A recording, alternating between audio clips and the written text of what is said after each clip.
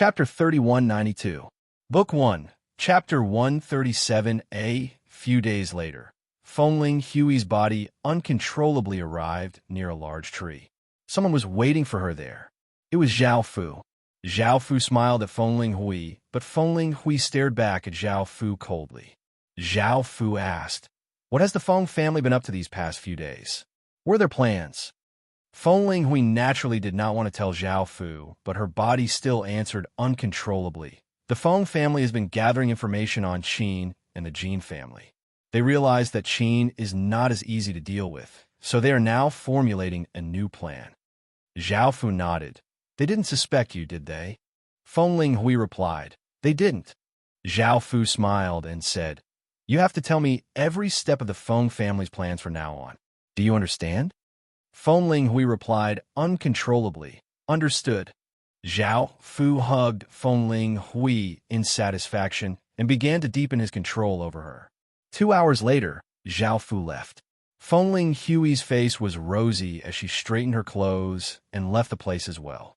Now that Fengling Hui had given up on resisting, she was no longer as angry as before. Back at the Feng family home, Feng Xiaoxiao looked at Fengling Hui and smiled. "Did you go there to meet a man in secret?" Fengling Hui replied, "No. Actually, Fengling Hui was more than willing for Feng Xiaoxiao to discover that something was wrong with her and find out that she was Qin's pawn so that Qin's scheme would be useless." Feng Xiaoxiao looked at Fengling Hui suspiciously. "Is that so? You look like you've just done that with a man." Fengling Hui said, "I'm leaving." Feng Xiaoxiao smiled and said, "Don't be angry. I won't object to it. I'm just a little curious. Who won your heart? I admire him a little. I think he must be an intelligent person, right?" Fengling Hui felt bitter in her heart. She had never thought of marrying, but now that she was being bullied by that B***star Zhao Fu, she had quietly accepted it. Fengling Hui said coldly, "I'm leaving." Feng Xiaoxiao watched as Fengling Hui left and did not say anything else. Wind on Snow gathered the 8 elders for a discussion and said, "According to the information we've gathered, this Qin is not easy to deal with. We've underestimated him." Feng Xiaoyang nodded. "I really didn't expect Qin to be so powerful. He had already destroyed 2 king-level forces and wasn't afraid of the allied forces of the other kingdoms." Feng Yintian said, "Yeah. Fortunately, we didn't attack recklessly last time. This is all thanks to our young master that we avoided a loss." Wind on Snow said calmly, "I have to thank Sister Hui for the reminder." Fengling Hui stood by the side and did not say anything. Wind on Snow frowned slightly. Fengling Yao said in a low voice, "Young master, Qin is so powerful. Together with the Jin family, it will be difficult for us to destroy them." Wind on Snow nodded. "That is why I have decided to form an alliance with the people of the kingdom of Shimu. We plan to attack Qin and the Jin family together." Feng Jiao said worriedly, "The Divine Wood Kingdom is from the card world. Would they form an alliance with us?" Wind on Snow said, "I need to send someone to the kingdom of Shinmu to discuss this." Wind on Snow said uncontrollably, "Young master, I'm willing to go." Now that she was out of control, Wind on Snow understood that Zhao Fu wanted to control her to destroy the alliance between the 2 forces. However, Wind on Snow did not agree. Instead, she said to Feng Xiaoxiao, "Sister Hui hasn't been feeling well recently. It's better if you go, Xiaoxiao." Feng Xiaoxiao smiled and said, "No problem. I will definitely bring back a good result." Wind on Snow nodded. "That's all for now. You can all leave. Sister Hui, you stay." Hearing this, the girls glanced at Wind on Snow and left the hall. Seeing the crowd leave, Wind on Snow looked at Wind on Snow.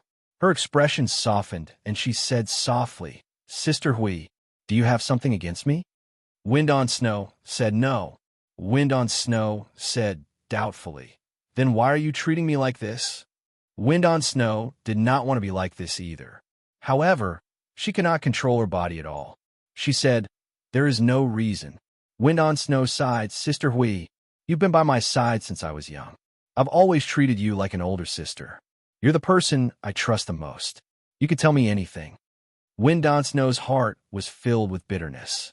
Wind on Snow looked at Wind on Snow and asked, Is there anything else? Wind on Snow shook her head.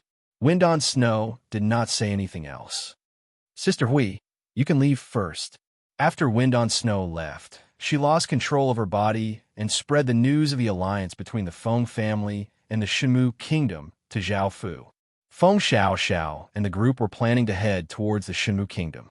However, halfway there, a man in a cloak appeared in the sky, emitting a powerful aura.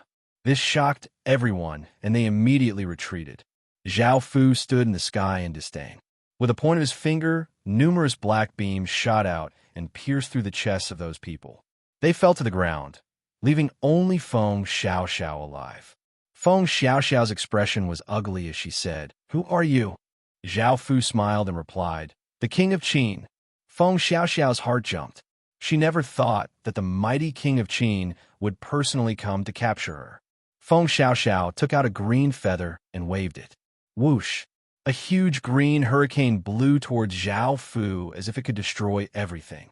Some of the trees on the ground were uprooted and many rocks were sent flying. Zhao Fu took out a sword and slashed with all his might.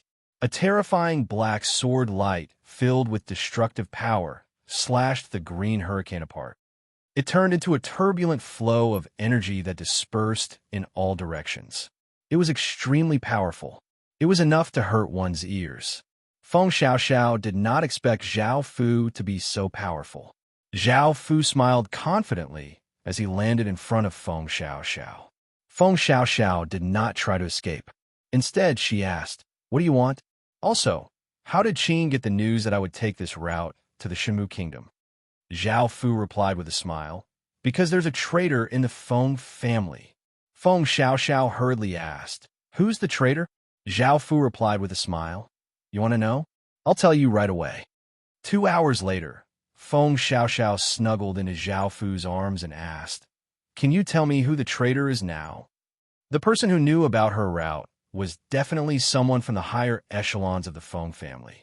If this person was not found, the entire Feng family would be in danger. Zhao Fu smiled and asked, "What do you think?" Feng Xiao thought about it carefully, but did not find anyone suspicious. She then asked, "I can't think of anyone. You should tell me." Zhao Fu smiled and replied, "Feng Lingwei." Feng Xiao exclaimed in surprise, "That can't be. She's the last person who would betray the Feng family. How could she be the traitor?" Zhao Fu smiled and replied, "Because she's already under my control. You're next." Hearing this, Feng Xiao's expression changed and she said, "You've already obtained my person. How are you going to control me?" Chapter 3193. Book 1. Chapter 138. Zhao Fu smiled and said, "Don't worry, I won't hurt you. You can go back now. Just say that you were attacked and that you escaped alone." Feng Xiao asked curiously, "Are you sure?" Zhao Fu nodded. Feng Xiao then returned to the Feng family home alone and found Wind on Snow. She was about to tell her that Winling Hui had betrayed her and had become Qin's spy. However, he could not control his body as he said, "Young master, we were attacked on the road, and I was the only one who managed to escape." Feng Xiao was astonished. How could this be? She quickly understood that it was because of Zhao Fu. At the same time, she also understood why Feng Linghui would betray Wind on Snow. Wind on Snow asked curiously, "How did those people know which path you took?" Feng Xiao blurted out uncontrollably, "I'm not sure, but I heard from the person who attacked us that it's related to Feng Jiao." Feng Jiao's expression changed, and she hurriedly said, "Young master, this has absolutely nothing to do with me." Wind on Snow said calmly, "I know, this could be a setup by that person." Feng Jiao heaved a sigh of relief. Feng Xiaoyang said, "Young master, what should we do now?" Wind on Snow said, "Now that they know, there is no need for us to hide it. Publicizing this news will depend on the Shenmu kingdom's attitude." The girls nodded. After they left the main hall, Feng Jiao angrily said to Feng Xiao, "Why did you say that it had something to do with me? Don't you know that this will kill me?" Feng Xiao glanced at Feng Linghui and said, "I wasn't the one who wanted to say those things. It was the person who had attacked me who said those things. I can't do anything about it, even if you want to blame me." Feng Jiao snorted coldly. Don't let me find out about that, or else he'll suffer. Feng Yumin said, this matter is indeed suspicious. We should be more careful in the future. The women left, and only Feng Xiaoxiao and Feng Linghui were left. Feng Xiaoxiao looked at Feng Linghui and sighed. Feng Linghui understood when she saw Feng Xiaoxiao's expression and said, that be asterisk star did it? Feng Xiaoxiao grunted in acknowledgement. He asked, what do we do now? Feng Linghui said, I'm not sure either. Unless we can break free from that bastard's control, we can't do anything. Feng Xiaoxiao replied angrily, that fellow is terrifyingly strong. It's almost impossible to escape his control. Feng Linghui said, then we can only take it one step at a time.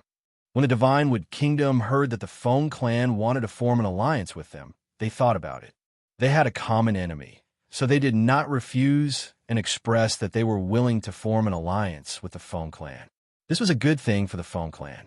The pressure would not be so great. The two powers met. Wind on Snow wanted to join forces with the Kingdom of Shinmu to attack Qin and the Jin clan as soon as possible. However, the Kingdom of Shinmu did not want to do so because they had yet to digest such a large territory and population. They did not want to attack so soon. Wind on Snow understood that Shenmu Duan would not attack Qin now and did not force the issue. After some discussion, both parties reached a simple consensus. Back at the Feng family, Feng Xiaoyang was somewhat displeased. The Divine Wood Kingdom refuses to attack, and we can't attack alone. All we can do is wait here. Wait for the Divine Wood Kingdom to attack before attacking together. Feng Yintian said, if that's the case, we might as well return to the alchemy world. Feng Yumin said, we can eliminate some small forces first. Let's wait and see. Qin probably won't take the initiative to attack now. Feng Linghui said uncontrollably, yes, it's better for us to stay. Although Qin is strong, as long as we eliminate him, the rewards will be great. Hearing her own words, Feng Linghui knew that Zhao Fu did not want the Feng clan to leave. She wondered why Zhao Fu did not want them to leave. Zhao Fu really did not want the Feng clan to leave. After the Feng clan left, new forces would spawn. Now that he had control over two elders, it was very beneficial to Qin's side. If the Feng clan left, all their efforts would be wasted. Feng Xiaoxiao also said uncontrollably, I don't want to go back like this. Our Feng clan is also a respectable person. Hearing this, Wind on Snow said, then we want to eliminate some small forces and build up our defenses to prevent a sudden attack from Qin and the Jin clan. Feng Xiaoxiao and Feng Linghui walked towards a secluded area. Feng Jiao felt strange. She thought about Feng Xiaoxiao's words and felt suspicious. So, she quietly followed them. The two of them came under a large tree. A man wearing a cloak walked out from his side. Who is this man? Feng Jiao wondered. However, what happened next made Feng Jiao even more confused. What was going on between the three of them? Were they in love with the same man? 3 hours later, Zhao Fu was lying on the ground with the two women in his arms. Feng Xiaoxiao said, our Feng clan will not attack Qin. Can't we return to the alchemy world?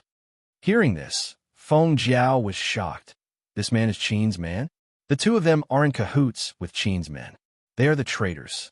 No, I have to go back and tell the young master. However, Feng Jiao thought again.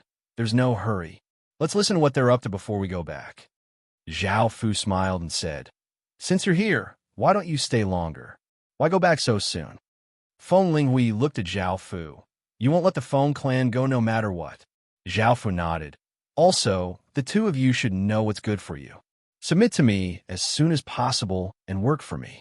I won't have to control you. Even if you don't submit, the Feng clan will still fall into my hands. Feng Jiao understood, so the two of them are being controlled. Feng Linghui did not speak. Feng Xiaoxiao seemed to be hesitating. Zhao Fu suddenly looked at the place where Feng Jiao was hiding and said with a smile, you've been watching for so long. Isn't it time to come out? Feng Jiao's heart jumped, and she quickly ran backwards. Clang, clang, clang, a few metal chains shot out from the void and easily bound Feng Jiao before dragging her in front of Zhao Fu. Feng Xiaoxiao and Feng Linghui were slightly surprised when they saw Feng Jiao. They had not noticed that Feng Jiao was following them. Feng Jiao struggled with a cold expression. "Let me go." Zhao Fu smiled and said, "I'll let you go right now." The metal chains loosened and Feng Jiao disappeared. Feng Jiao immediately leaped up and slammed her palm towards Zhao Fu's chest. Zhao Fu reached out and grabbed her hand. With a tug, he pulled Feng Jiao in his arms. Feng Linghui watched as Zhao Fu began to bully Feng Jiao and sighed. "Another elder has been controlled. The Feng clan will be in grave danger if this goes on." Feng Xiaoxiao looked at Feng Jiao's expression and understood what was going on. "Bastard scum!" Feng Jiao glared angrily at Zhao Fu from the ground and cursed. Zhao Fu smiled gently and said, "I'm going back now. The two of you should go back as well." Feng Jiao replied angrily, "I'll report this to the young master when I get back and make Qin pay the price." Feng Xiaoxiao replied, "It's no use, he's not that kind. His power is in our bodies, and our bodies are under his control. Otherwise, we would have told the young master long ago." Chapter 3194, Volume 1, Chapter 139, Zhao Fu chuckled. "All right, don't waste time, go back." Feng Linghui looked at Zhao Fu. "Let me ask you one last time. What's your goal? Can't the Feng family leave now?" Zhao Fu smiled. "It doesn't matter if I tell you. As long as the Feng family remains, there shouldn't be any new forces around Qin City. I want the situation in Qin City to stabilize. I have other important matters to deal with." Feng Linghui asked, "What important matters?" Zhao Fu smiled as he said, "That's the second question." Feng Linghui asked softly, "Can't you tell me?" Zhao Fu chuckled. "You can tell me, but I won't tell you now because I'm not satisfied with your performance." Feng Jiao snorted. "What else do you want us to do after treating us like this?" Zhao Fu said, "I'm leaving." Feng Jiao looked at Zhao Fu in dissatisfaction. After Zhao Fu left, only the three women were left on the ground. Feng Xiaoxiao looked at Feng Linghui and asked, "What should we do now?" Feng Linghui thought for a moment. "We'll listen to him in the future." Feng Jiao was stunned. "No way? You want us to submit to him and listen to his orders?"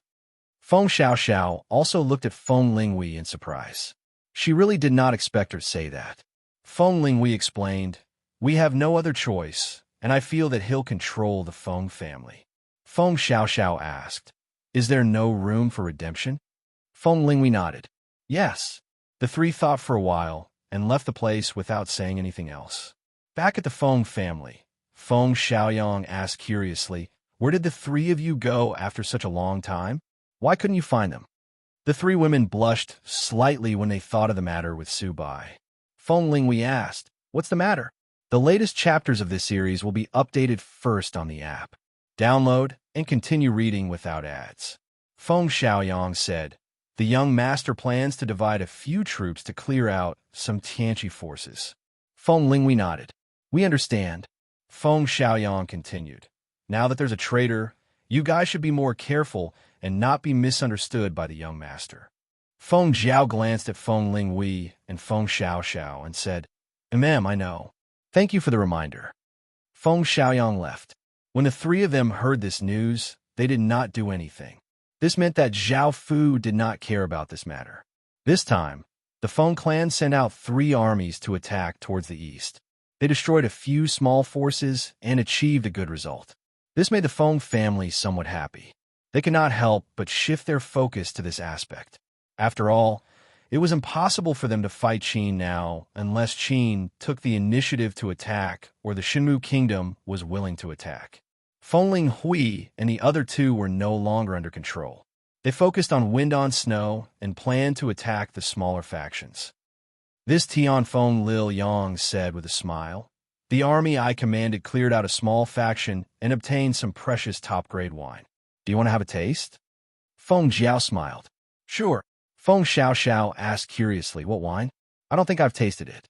Feng Xiaoyang said with a smile, "Everyone, let's have a taste." With that said, Feng Xiaoyang took out a jar of wine and opened it. The fragrance of rice wafted out, making one feel as though they were in a field. There was a sense of relaxation. Feng Xiaoyang said with a smile. How is it? Isn't it very extraordinary? Feng Xiaoxiao nodded with a smile. Hurry up and make some for me to try. Feng Xiaoyang took out wine cups and filled them with wine. He said with a smile, all of you come over and have a taste. The girls walked over and drank a mouthful of wine. As the wine flowed down their throats, a warm feeling spread out. It made them feel as though they were in a field, lazily basking in the sun. Feng Jiao praised. This wine is very good. Feng Xiaoyang smiled. As the girls drank, they became a little drunk. Feng Yumin and Feng Yintian returned to settle some matters before leaving. The girls wanted to end this, as they did not want to get too drunk. However, Feng Jiao and Feng Xiaoxiao kept urging them to drink. The girls could not reject their good intentions and gradually lost consciousness. Feng Linghui looked at Feng Xiaoyang, Feng Lingyao, and Feng Lingyu and sighed. Send the three of them over. Feng Jiao said, they will definitely blame us when they wake up. Feng Linghui said, they will definitely, but they won't blame them for long. They will end up like us. Feng Xiaoxiao blushed. If that guy wasn't the master Qin City, I would actually like to do that with him. Feng Xiaoyang said drunkenly. What are you guys talking about? Feng Jiao said with a smile. Nothing much. I'm bringing you to a good place. Feng Xiaoyang smiled drunkenly. What good place? I've been to many places. Feng Jiao smiled. You'll find out very soon. Under the tree, Zhao Fu smiled as he looked at the three drunk beauties on the ground. He smiled at Feng Jiao and the other two girls. Not bad. I'm very satisfied with your performance. Feng Jiao snorted. Feng Linghui said, can I put forward some conditions for you now? Zhao Fu asked, what conditions? Feng Linghui said, I haven't thought about it yet. I'll let you know in the future.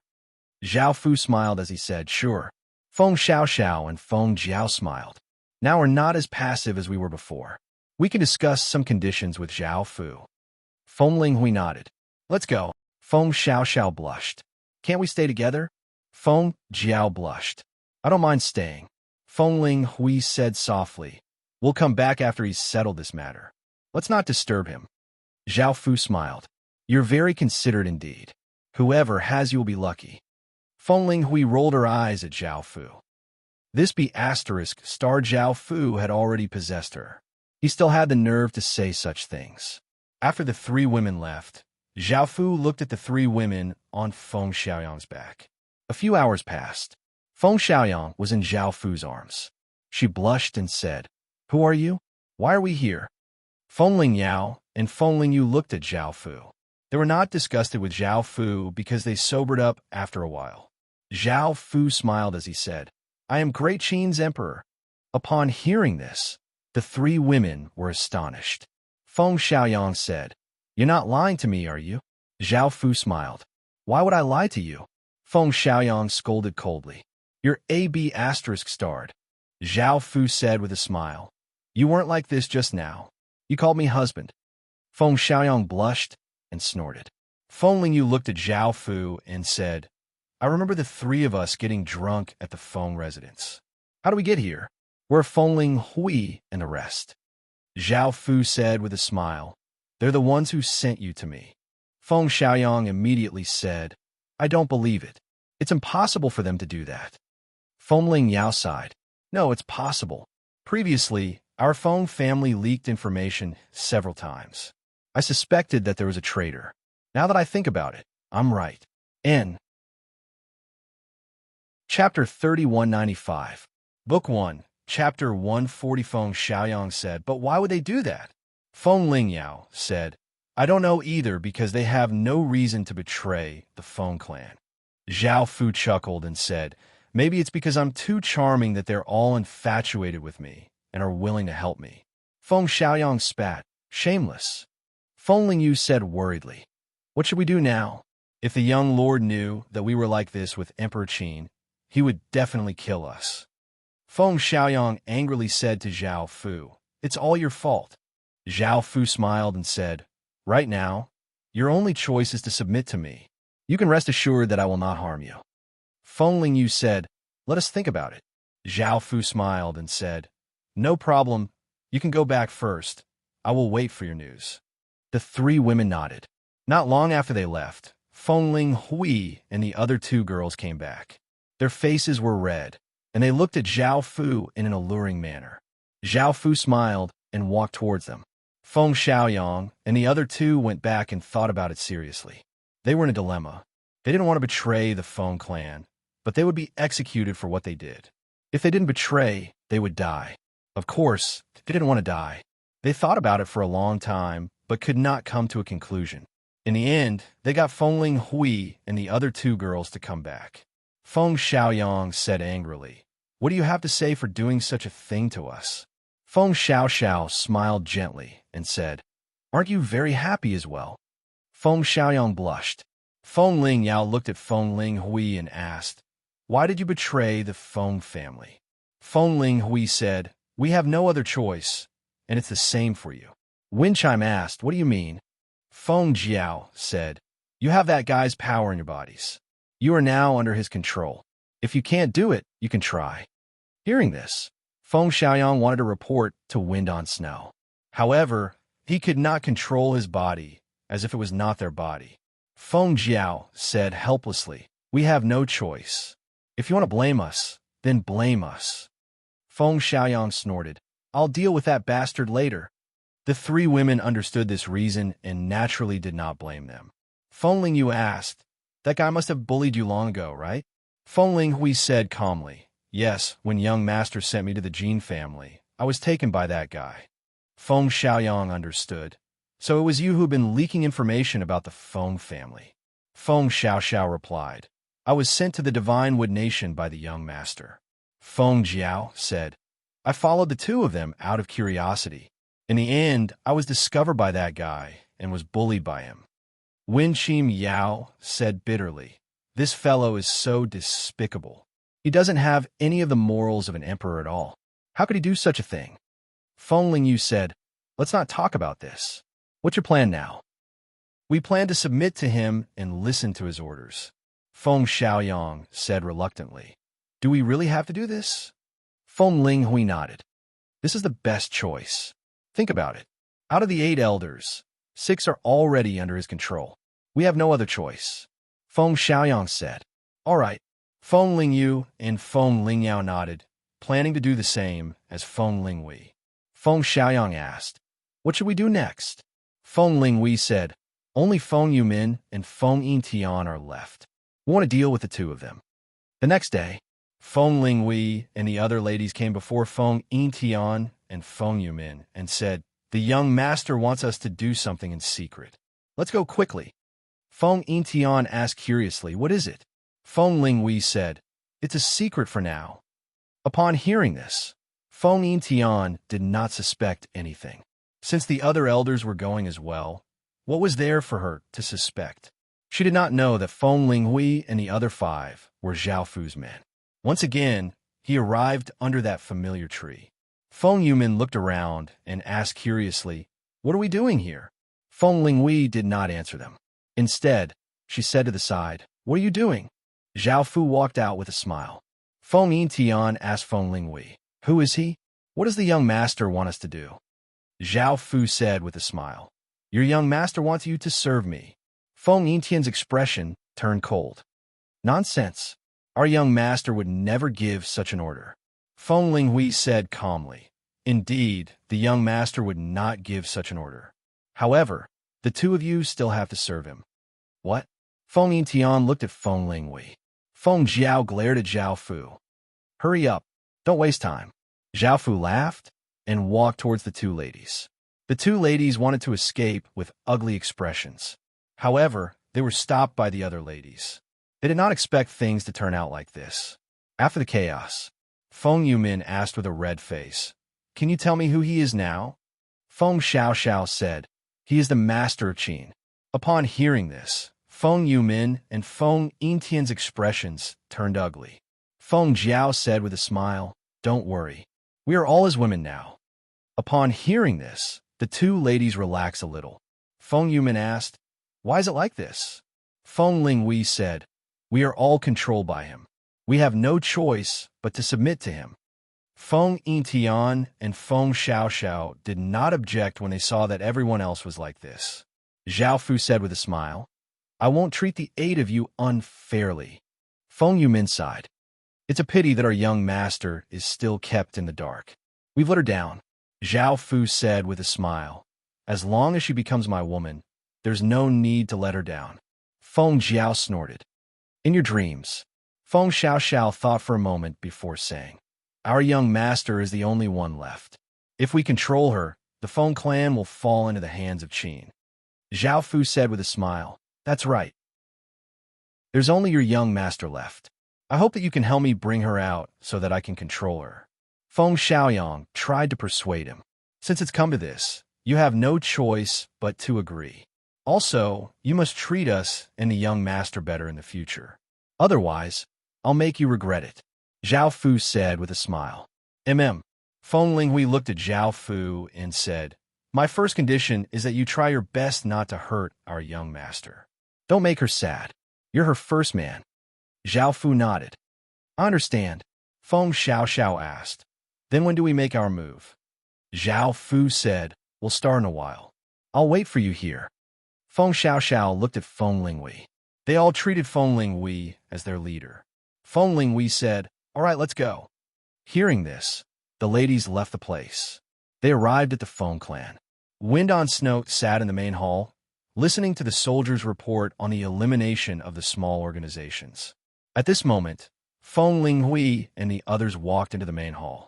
Seeing the ladies' rosy faces, Wind on Snow asked curiously, where did you go?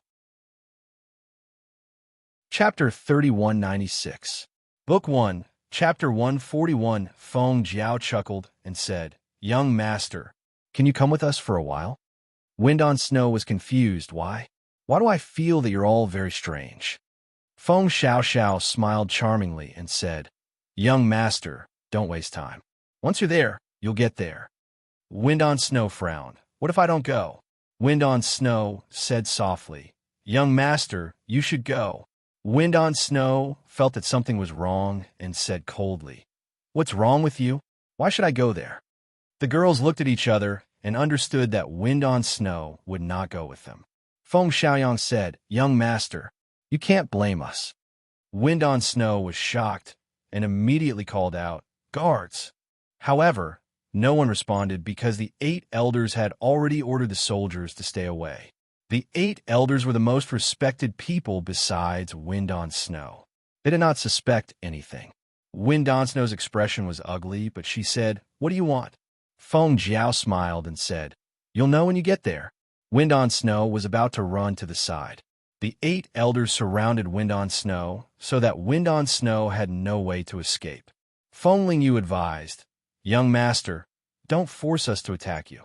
Wind on Snow looked at Feng Linghui. Sister Hui, you're the person I trust the most. Are you going to be like them? Feng Linghui sighed.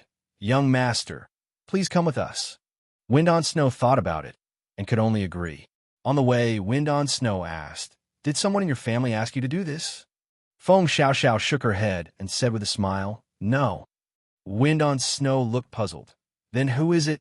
In the beginning, Wind on Snow thought that someone in her family wanted to harm her. Otherwise, the 8 elders would not have betrayed her. It seemed that this was not the case. Feng Xiaoxiao smiled and said, we'll be there soon. You'll understand. In the end, the 8 elders brought Wind on Snow to a large tree. Under the tree lay a man with a perfect face. Zhao Fu looked at them and said with a smile, you're so slow. I'm already dressed. Hearing this, Wind on Snow understood the reason behind the elders' red faces. She was shocked. How could 8 elders do something like this? Who is this person? Feng Linghui said softly, young master, he is Qin's majesty. What? Wind on Snow looked at the women in shock. She did not expect the 8 elders to bring her to the enemy. Feng Xiaoyang blushed and said, you're shameless. Zhao Fu chuckled and walked towards Wind on Snow. Wind on Snow asked angrily, why did you betray me? Feng Xiaoxiao spoke charmingly. Young master, don't be angry. You'll be very happy later, and you won't blame us. Zhao Fu rushed forward and hugged Wind on Snow. Wind on Snow struggled with all her might and said coldly, if you dare to do anything to me, I will kill you. An hour later, Feng Hui could not help but say, "That's enough. Don't bully our young master anymore." Zhao Fu smiled and said, "Then you do it." Feng Xiaoxiao said coquettishly, "I'll do it." That night, the sky was a deep blue. There was no moon or stars. Zhao Fu hugged Wind on Snow in his arms and said, "How do you feel? Are you still going to kill me?" Wind on Snow blushed and scoffed. "Of course I'm going to kill you." Feng Xiaoxiao laughed softly. "Young master, you weren't like this earlier. Let's not talk about this. Let's get down to business." Wind on Snow said, "What's there to talk about now?" Zhao Fu said with a smile, "Of course there is. Aren't you curious about how I will deal with the Feng family?" Wind on Snow said coldly, "How dare you?" Zhao Fu smiled and said, "You're my people. Why wouldn't I dare?" Feng Hui said softly, "Stop bullying our young master. Let's talk about your next move." Zhao Fu smiled at Wind on Snow and said, "Actually, I don't want to do anything. I just want the Feng family to stay here obediently and not cause me any trouble." Wind on Snow said, "It's that simple." Zhao Fu said with a smile, "After I destroy you, there will be another force. I don't want that kind of trouble." Feng Hui said, "That's not a problem." Wind on Snow said, "If that's the case, then I can promise you that I won't do anything to Qin." Zhao Fu smiled. "Do you have any ideas?" Feng Hui thought about it and said, "Even though we've attacked some small forces and gained some rewards, if we continue to stay here, we'll have to bear the pressure from our families." Zhao Fu said, "Isn't the Feng family led by you?" Feng Hui shook her head. "The Feng family is divided into 3 factions. We're only one of them. The other 2 factions have been eyeing the young master's position. If our young master doesn't perform well, then he might be replaced by them." Zhao Fu said with a smile, "All right then, I'll help you get rid of them." Wind on Snow said, "How do you plan to help us?" Zhao Fu said with a smile, "If your army and our Qin soldiers attack the Feng family together, you should be able to easily control the entire Feng family. At that time, you'll be the ones with the most power." Wind on Snow immediately said, "No, that will result in countless casualties. I don't want that." Feng Hui said, "That's not a good idea. Why don't we use the method you use to control us and control them together?" Zhao Fu laughed as he said, "That's not too good, right? I'm not such a casual man." Wind on Snow pinched Zhao Fu hard. "Don't you have any shame?" Zhao Fu said, "All right then, I'll have to trouble you a little." Following that, Zhao Fu followed Wind on Snow and the elders to the Feng family. This Feng family was mainly made up of women. The men's status was not high. The current head of the family, Feng Qingyue, was Wind on Snow's mother. She looked elegant, making one's heart beat faster. Feng Qingyue called Wind on Snow and the rest her. "Did something happen for you to come back so suddenly?" Wind on Snow replied, "Nothing." The handsome middle-aged man next to her was Wind on Snow's father. His name was Feng Dongming, and he smiled as he said, "I heard that you brought back a man from the heaven-awakened world. Is that the man standing next to you?" Wind on Snow nodded. Feng Dongming reminded her, "You have a noble status, so you can't have any dealings with people from the heaven-awakened world. We will choose a man for you." Wind on Snow was a bit dissatisfied and simply nodded. Feng Qinghua looked at Zhao Fu and said, "Why does he always wear a cloak?" Hearing this, Zhao Fu took the cloak, revealing his flawless face and extraordinary aura. All of the women present were moved and looked at Zhao Fu in fascination. Feng Dongming felt quite jealous. Why was this person so much better looking than him? In comparison, he was nothing. Feng Qinghua suppressed her heartbeat and smiled as she said, "Wind on Snow, why did you bring him back?" Wind on Snow replied, "He's the prince of a kingdom that I destroyed. I saw that he looked quite good, so I brought him back." Chapter 3197, Book 1, Chapter 142. Feng Qinghua smiled and nodded. "I've never seen such a perfect man before." Wind on Snow said, "Mother, if there's nothing else, I'll take him away." Feng Qinghua looked at Zhao Fu with a tinge of reluctance and was about to ask Zhao Fu to stay. Feng Dongming felt that his position was being threatened and immediately said, "All right, You can take him away. Feng Qinghua frowned as she looked at Feng Dongming, not knowing what to say. Wind on Snow brought Zhao Fu away. Because he did not bring his cloak, everyone looked at him along the way. They were all captivated by Zhao Fu's looks and aura. Many men could not help but feel envious. When they reached the room, Zhao Fu smiled proudly. Look, with my looks, don't you think countless women will like me? Wind on Snow glared at Zhao Fu. Stop being so smug. Although Wind on Snow said that, she had to admit that Zhao Fu was worthy of being called the most handsome man in the world. Even if Zhao Fu did not force himself on her, he only needed to use some tricks and he would be able to get her. Wind on Snow said, Stay here and don't wander around. I'll prepare some information for you, and then we'll discuss how to deal with the two factions. Zhao Fu nodded. However, not too long after, Zhao Fu sensed someone stealthily sneak in. Zhao Fu pretended not to notice anything and sat down at the table to wait. Suddenly, that person appeared and knocked out Zhao Fu. This was actually Zhao Fu pretending to be knocked out to see what this person was up to.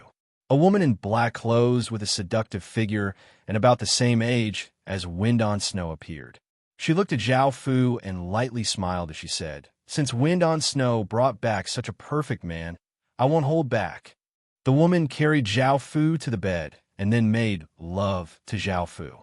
After a while, the woman looked at Zhao Fu with reluctance. If she was not worried about Wind on Snow's return, she would not have wanted to leave.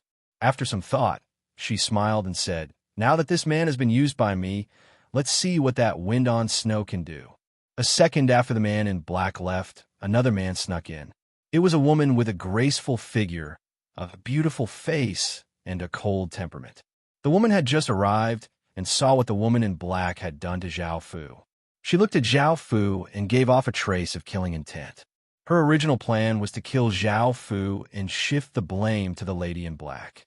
Then, the lady in black would fight Wind on Snow, and she would reap the benefits in the end. The black-clothed woman's name was Feng Moluo, and she was the young mistress of another sect. This woman's name was Feng Doxiang, and she was also the young mistress of another sect. However, when Feng Doxiang walked in front of Zhao Fu, she could not help but reveal a stunned expression. Her heart could not help but race. She did not expect Wind on Snow to bring back such a perfect man. Feng Doxiang wanted to use Zhao Fu before killing Zhao Fu. With this thought, Feng Doxiang could not help but walk over. After a while, Feng Doxiang raised her hand to kill Zhao Fu. However, when she saw Zhao Fu's unconscious state, she could not bring herself to do it. In the end, she sighed and left the room. Zhao Fu felt helpless. He did not expect things to turn out like this. He did not even do anything, and he did not know the identities of the two women. However, not long after, the door opened and Feng Qinghua walked in. Seeing the mess on the bed, she frowned and walked over to wake Zhao Fu up. Zhao Fu pretended to wake up slowly and asked helplessly, What happened? Feng Qinghua said, Someone must have knocked you out and done such a shameless thing.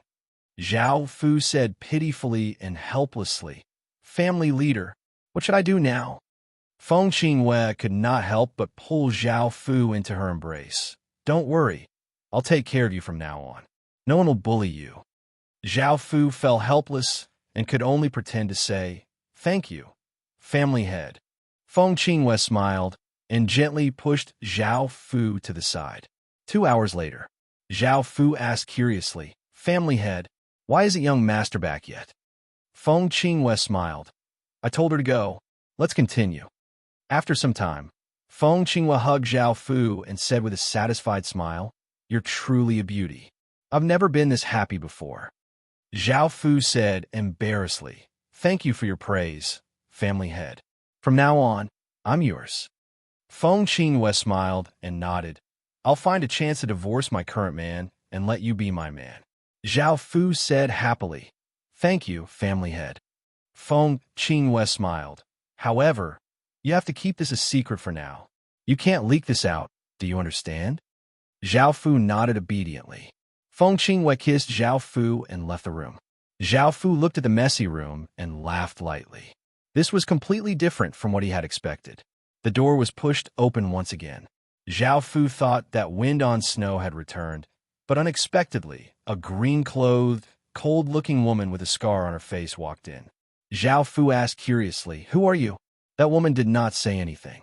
With a cold expression, she grabbed Zhao Fu's throat and pressed Zhao Fu onto the bed. She then started to bully Zhao Fu. 1 hour later, the cold-looking woman said, "I know what happened between you and Family Head. If you dare to leak this out, you'll die a horrible death. Also, from now on, help Feng Qingwei gather information for me. If there's anything, just tell me directly. Do you understand?" Zhao Fu said pitifully, "I understand." The cold-looking woman put on her clothes. Zhao Fu said, "Milord, may I know your identity?" The cold-looking woman reached out and hooked Zhao Fu's chin. She said coldly, "Don't do things that shouldn't be done. Do you understand?" Zhao Fu nodded lightly. The cold-looking woman said, "If you're obedient, I won't mistreat you. You can also become my man." Zhao Fu said softly, "In." The cold-looking woman said unhappily, "You're not willing?" Zhao Fu hurriedly smiled and said, "No, I'm very happy to become my lord's man." The cold-looking woman harumphed, "I don't mind you. You should be more obedient in the future, or else you'll suffer." Zhao Fu nodded. The cold-looking woman glanced at Zhao Fu and turned to leave the room. After the cold-looking woman left, Zhao Fu could not help but sigh. This B*TCH was too violent. He would teach her a lesson later. At this moment, Wind on Snow walked in from outside. She asked with a strange expression, "What happened?" Zhao Fu rolled his eyes at Wind on Snow and told her what had just happened. Not only was Wind on Snow not angry, she was very happy. She said with a smile, "You could be **starred. You have such a day. Is this retribution?" Zhao Fu went forward and hugged Wind on Snow unhappily. After bullying her and venting his anger, Zhao Fu looked at the information Wind on Snow gave him and understood the identity of those women. Chapter 3198. Book 1, Chapter 143. The next day, Zhao Fu had just woken up. Wind on Snow brought Zhao Fu to have breakfast. Everyone's gaze was on Zhao Fu. It could not be helped. Zhao Fu's looks and aura had already transcended the knowledge of mortals, especially after he had awakened the Chaos Emperor's star. Suddenly, a sharp blade stabbed towards Zhao Fu from the crowd. With Zhao Fu's reaction speed, he could react quickly, but Zhao Fu had to act weak. Wind on Snow did not expect that someone would dare to attack him in front of such a person. The sharp blade stabbed towards Zhao Fu's body, and fresh blood flowed out. Wind on Snow's expression turned cold, and she sent a palm strike towards the ordinary-looking man. Bang! The man was sent flying, and he fell to the ground, spitting out a mouthful of blood before falling dead.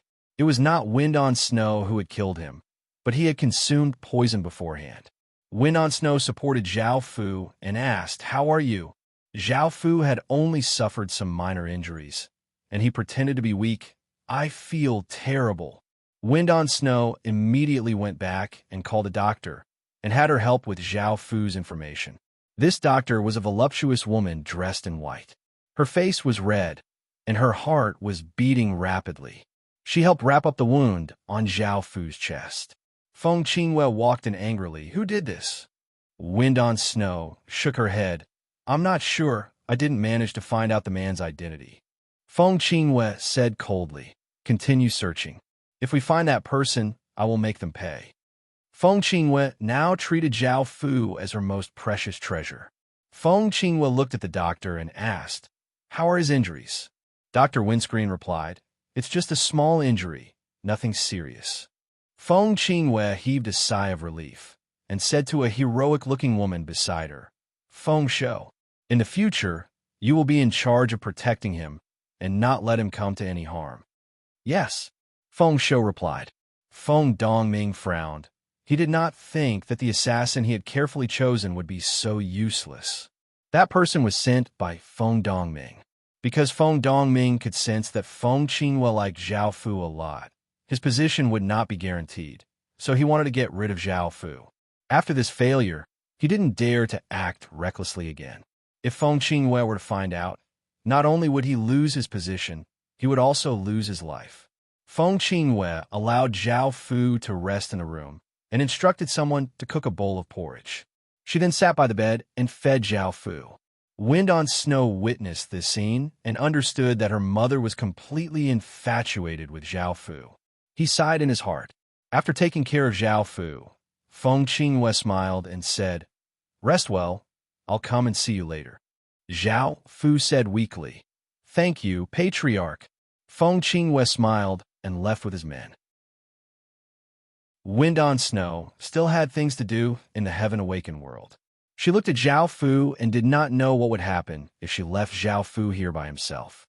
However, she could not do anything about it. After everyone left, only Feng Shroud and Feng Shou were left. Feng Shou looked at Zhao Fu. She had never seen such a perfect man before. However, she did not dare to look at him for too long and said, "I'll stand guard outside. If you need anything, just call me." Zhao Fu gave a slight smile and said, "Thank you." Seeing this moving smile, Feng Shroud's face became red and she hurriedly went outside. Only Feng Shroud was left in the room to take care of Zhao Fu. Zhao Fu lay on the bed for a while and felt a bit bored. He looked at Feng Shroud, who was standing by the side with a slightly red face, and smiled as he said, "Thank you for your treatment." Feng Shroud said nervously, "No need to thank me. It's my duty." Zhao Fu said, "I'll rest for a while." Feng Shroud nodded. Zhao Fu pretended to fall asleep.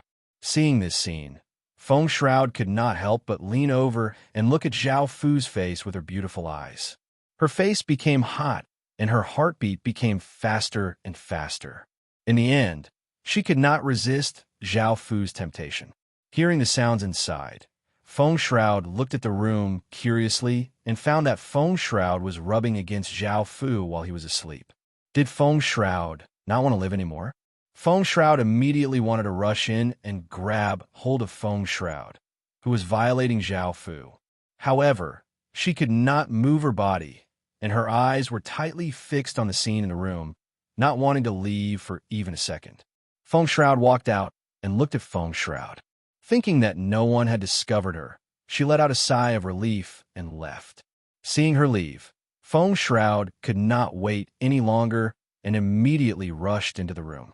After a while, Feng Shroud returned to normal and stood guard outside the door as if nothing had happened. After dealing with some matters, Feng Qingyue came to Zhao Fu's room and said to Feng Shroud, "You can leave first. I have something to talk to him about alone." "Yes," Feng Shroud replied. Feng Qingyue walked out of the room and smiled as she woke Zhao Fu up, and the two of them started. An hour later, Feng Qingyue hugged Zhao Fu and smiled as she said, "I find that I can't leave you more and more." Zhao Fu said with a look of joy, "Me too." Feng Qingyue smiled as she said, "I will deal with this matter as soon as possible and make you the respected husband of the family head." Zhao Fu smiled as he nodded and said, "Family head, can I walk around for a bit?" Now that he was in the room, Zhao Fu could not do anything, and he did not know how long it would take for him to control the Feng family. Hearing this, Feng Qingyue thought about it and said, "Sure, but I need to send people to protect you." Zhao Fu smiled as he said, "And?" Feng Qingyue called Feng Shroud over and had her accompany Zhao Fu to walk around. Feng Shroud looked at Feng Qingyue's rosy face and knew what had just happened. She felt quite envious. She did not dare to do that to Zhao Fu when he was awake. After leaving the courtyard, Zhao Fu and Feng Shroud walked on the streets, and they were still surrounded by people.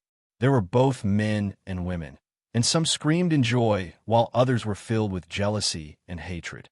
Feng Shroud warned everyone not to get close, or else they would surround them. Zhao Fu purposefully walked in a certain direction. A seductive and beautiful woman stood on a building and looked at Zhao Fu with an enchanting gaze as she said, "I must get this man." She was the leader of the other faction, Feng Doxiang's mother, and her name was Feng Baixiang. Feng Doxiang stood by the side and heard her mother's words. She thought about what had happened, and her expression became somewhat complicated. If she could become the family head and have such a perfect man, he would be the target of countless women, and she also wanted this. Zhao Fu walked around, and news regarding Zhao Fu caused an even greater sensation. It was as if countless men had seen a peerless beauty. At night, Zhao Fu followed the instructions and came to a tall wall. A cold-looking woman appeared, and Zhao Fu had already heard about her. She was the leader of the other faction, Feng Moluo's mother, and her name was Feng Ren. It was said that Feng Moluo's father, Feng Ren's husband, had been killed by Feng Ren. This woman was incredibly cold and ruthless, and one could tell what kind of person she was from her actions and tone. Chapter 3199. Book 1. Chapter 144. I heard that you're injured? Windblade asked as he coldly looked at Zhao Fu. Zhao Fu carefully nodded. It's just a small injury. Windblade asked, did you get any useful information?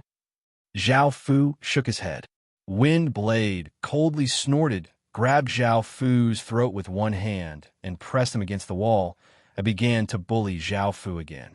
Afterwards, Windblade coldly said to Zhao Fu on the ground, quickly put on your clothes and come with me to a place. Zhao Fu asked, where are we going? Windblade waved his hand and slapped Zhao Fu. I told you not to ask what you shouldn't ask. Did you not remember? Zhao Fu felt the burning pain on his face and said in his heart, this stinky woman must be taught a good lesson later. No one dares to hit him like this. However, Zhao Fu still pretended to be pitiful and quickly put on his clothes. Windblade brought Zhao Fu to a secret room. There were already more than 30 beautiful women with different looks and temperaments. Many of the beautiful women looked at Zhao Fu's appearance and exclaimed, I've lived for so long, but I've never seen such a perfect man. I even suspect that there's something wrong with my eyes. And me too. When I heard about this in the morning, I didn't really believe it. Now that I've seen it with my own eyes, I understand. My heart is beating so fast. This man is simply a stunner. I like him so much.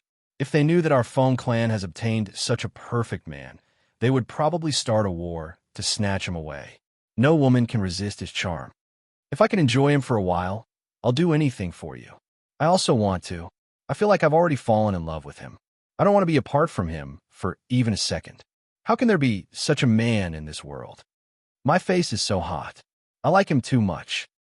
Windblade pushed Zhao Fu out and said coldly, I'll let you guys play with him. Many of the beautiful women rushed forward in surprise. Zhao Fu pretended to be reserved and obedient. In actuality, Zhao Fu was very happy to do this. He could obtain many beautiful women and control them.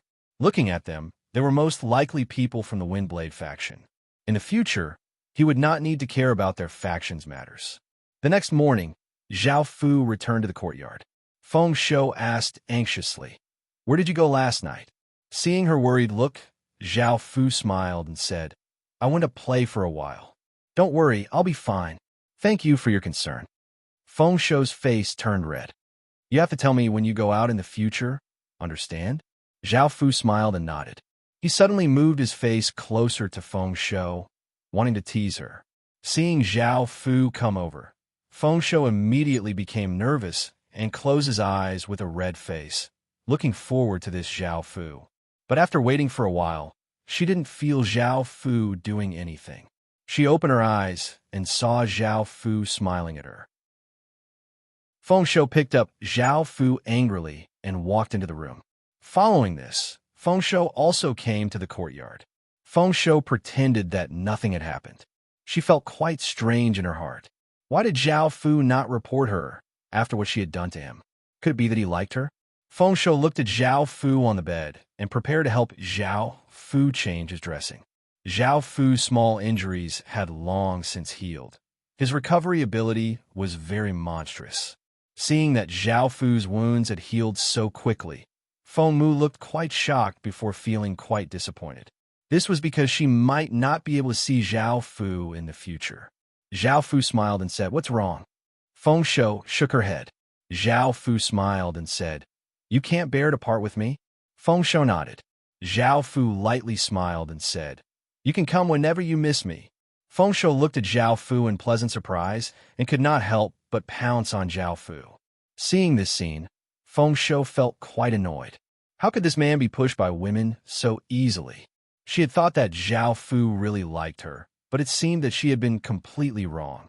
Afterwards, Feng Shou came out with a red face and looked at Feng Shou. She understood that Feng Shou already knew about this and said, "Feng Shou, can I talk to you?" Feng Shou said, "I'll help you keep a secret. Don't worry." Feng Shou smiled and said, "Thank you." Zhao Fu helplessly lay on the bed. This woman from the Feng family was too crazy. If it was an ordinary person, they would have died of exhaustion. Now that he did not need to consider the Windblade faction, there were only two factions left. Zhao Fu thought about it and decided to go and find Feng Baixiang. However, before Zhao Fu could leave, Feng Baixiang walked in with a trace of a smile. Feng Shou bowed and said, "Great Elder." Feng Baixiang nodded and smiled as she said, "You can leave first." Feng Shou said, "I'm someone sent by the family head to protect him and cannot leave his side." Feng Baixiang's expression became cold as she berated, "Could it be that you're not going to listen to my orders?" Hearing this, Feng Shou retreated. Feng Baixiang looked at Zhao Fu and gave a trace of a smile as she said, "You're that man, right?" Zhao Fu nodded and bowed. "I pay my respects to you, milady." Feng Baixiang went up and held Zhao Fu's hand as she smiled and said, "No need to be so polite." Following this, Feng Baixiang looked at Zhao Fu greedily, while Zhao Fu intentionally acted innocent and shy, causing Feng Baixiang to become even more excited, and she forced Zhao Fu to retreat step by step. A few hours later, Feng Baixiang hugged Zhao Fu and smiled as she said, "Come with me. In the future, you'll be my man. It's 100 times better than staying here." Zhao Fu said hesitantly, "The family head might not let me leave." Feng Baixiang lightly smiled and said, "Don't worry, leave her to me." Zhao Fu nodded. He also wanted to control Feng Baixiang's people. Feng Baixiang brought Zhao Fu back to her home, and after hearing about this, Feng Qinghua became very angry. Feng Baixiang knew about this, so she took the initiative to meet Feng Baixiang and gave her a condition, which was that she would support Wind on Snow as the family head in the future. This caused Feng Qinghua's anger to subside slightly, but she was still somewhat reluctant. Feng Baixiang lightly smiled and said, "I believe that you'll be able to find that man, right?" Feng Qinghua's face became slightly red as she nodded. Feng Baixiang smiled and said, "If you want him, you can come at any time. Don't avoid that man of yours. After all, you're the family head, and it wouldn't be good if such a thing were spread." Feng Qinghua thought about it and said, "All right, I'll leave him with you for now, but I'll take him first." Feng Baixiang smiled and nodded. The moment the two of them came to an agreement, Feng Douxiang walked into Zhao Fu's room and looked at Zhao Fu, who was sitting on the table. Zhao Fu knew her identity, but he pretended not to know her and asked, "Do you need something from me?" Feng Douxiang did not say anything, and she went up and hugged Zhao Fu. Zhao Fu started to struggle with all his might. Feng Douxiang said coldly, "You better behave yourself, otherwise I'll kill you right now." Hearing this, Zhao Fu pretended to be afraid and did not dare to do anything. Feng Douxiang lightly snorted and hugged Zhao Fu as she walked to the side, bullying Zhao Fu like everyone else. Chapter 3200. Feng Baixiang walked in from outside and smiled slightly when she saw the scene in the room. Feng Douxiang was a little flustered when she saw her mother return. "Mother!" Feng Baixiang smiled and said, "Continue." Feng Douxiang blushed. Feng Baixiang watched for a while and also walked over. Over the next few days, they all sank into it. In the end, they all collapsed in their rooms, while Zhao Fu walked out feeling refreshed. This was the first time he had come to Feng Baixiang's place, so Zhao Fu wandered around curiously. Many women came over and excitedly smiled as they started to move about. The men all looked at Zhao Fu with disgust and jealousy because Zhao Fu had attracted all of their women, so they did not dare to say anything. A young and beautiful woman asked nervously, "What's your name?" Zhao Fu smiled and said, "My name is Su Bai." The woman said happily, "Oh, your voice is also nice. I want to be friends with you. Is that okay? My name is Feng Tian." Zhao Fu nodded. Another woman with a sexy figure said, "I also want to be friends with you. My name is Feng Lu. Is that okay?" Zhao Fu smiled and nodded. The others also introduced themselves, wanting to be friends with Zhao Fu and also wanting to become Zhao Fu's women. They were also excited, and the situation began to get out of control. In the end, Zhao Fu was pushed into a bamboo forest by them. The men were angry when they heard the sounds in the bamboo forest. They gritted their teeth and hated Zhao Fu to death. Some men wanted to rush and stop him, but they were directly beaten half to death by the women in the bamboo forest and thrown out. The women who came after hearing the news also kept walking into the bamboo forest. When the elders heard that such a big event had happened, they hurriedly ran over and looked at the scene in the bamboo forest with surprised expressions. A tall elder said, "Is that man a monster?" Another woman with a mature temperament said, "No, he's even scarier than a monster. Coupled with his charming appearance, even I'm tempted." The beautiful woman with a hot figure chuckled, "I'm going over. Do you want to go?" The beautiful woman blushed. "I want to go too." A few days later, Zhao Fu walked out of the bamboo forest as if nothing had happened. The bamboo forest was filled with women. Feng Baixiang looked at Zhao Fu walking out and lightly smiled. "Our Feng clan is fortunate enough to obtain a treasure like you. It is our Feng clan's greatest fortune. Look at how many women are crazy about you." Zhao Fu pretended to be embarrassed and said, "Elder, you flatter me." Feng Baixiang smiled and said, "I didn't. From now on you are my man. Just call me wife." Zhao Fu smiled. "Wife?" Feng Baixiang nodded in satisfaction and leaned into Zhao Fu's embrace. "Husband, I might need your help in the future." Zhao Fu asked, "How can I help you?" Feng Baixiang smiled and said, "I hope that I can use your beauty to convince those people to support me as the patriarch. I hope that they can also support my daughter to become the next patriarch." It turned out that Feng Baixiang had not given up on the idea of becoming the patriarch and wanted to use Zhao Fu to help her achieve her goal. This was also what Zhao Fu wanted, so he pretended to be unhappy and said, "I don't want that." Feng Baixiang said coquettishly, "Good husband, please help me. I know that it is very hard for you. If I become the patriarch, I will give you anything you want." Only then did Zhao Fu nod. Feng Baixiang then brought Zhao Fu to a secret room. Inside, there were 30 or so women wearing cloaks that did not reveal their appearances. Their positions in the Feng clan were not low, and they did not belong to the three sections. Feng Baixiang smiled and said, "I have brought him here. Take a good look." The women looked at Zhao Fu with greedy gazes, as if they wanted to eat Zhao Fu up. A beautiful woman with purple lips smiled and said, "We are very satisfied, but we want to inspect the goods to see if they are as magical as you say." Feng Baixiang lightly smiled and said, "No problem." The women did not stand on ceremony and walked toward Zhao Fu.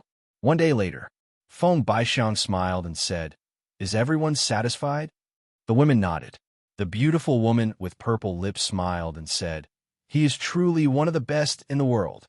Another beautiful woman smiled and said, "And I have never had such a man before. If possible, I would even want to die for him." A tall woman said, "With him around, our future life will be very interesting." The beautiful woman smiled and said, "Whoever gets him will live a life worth it. It is a pity that I cannot monopolize him." Another beautiful woman lightly snorted. "Aren't you embarrassed? You want to monopolize such a good thing and don't know how to share it with everyone." Feng Baixiang smiled and said then, the beautiful woman with purple lips smiled and said, "We will do our best to support you. I think that with him, it will be hard for you not to become the patriarch." The beautiful woman lightly smiled and said, "Whoever obtains him will obtain the Feng clan." After the women left, Feng Baixiang hugged Zhao Fu, who was lying on the ground, and said happily, "Thank you, husband." Zhao Fu lied in Feng Baixiang's embrace and said weakly, "As long as you are happy."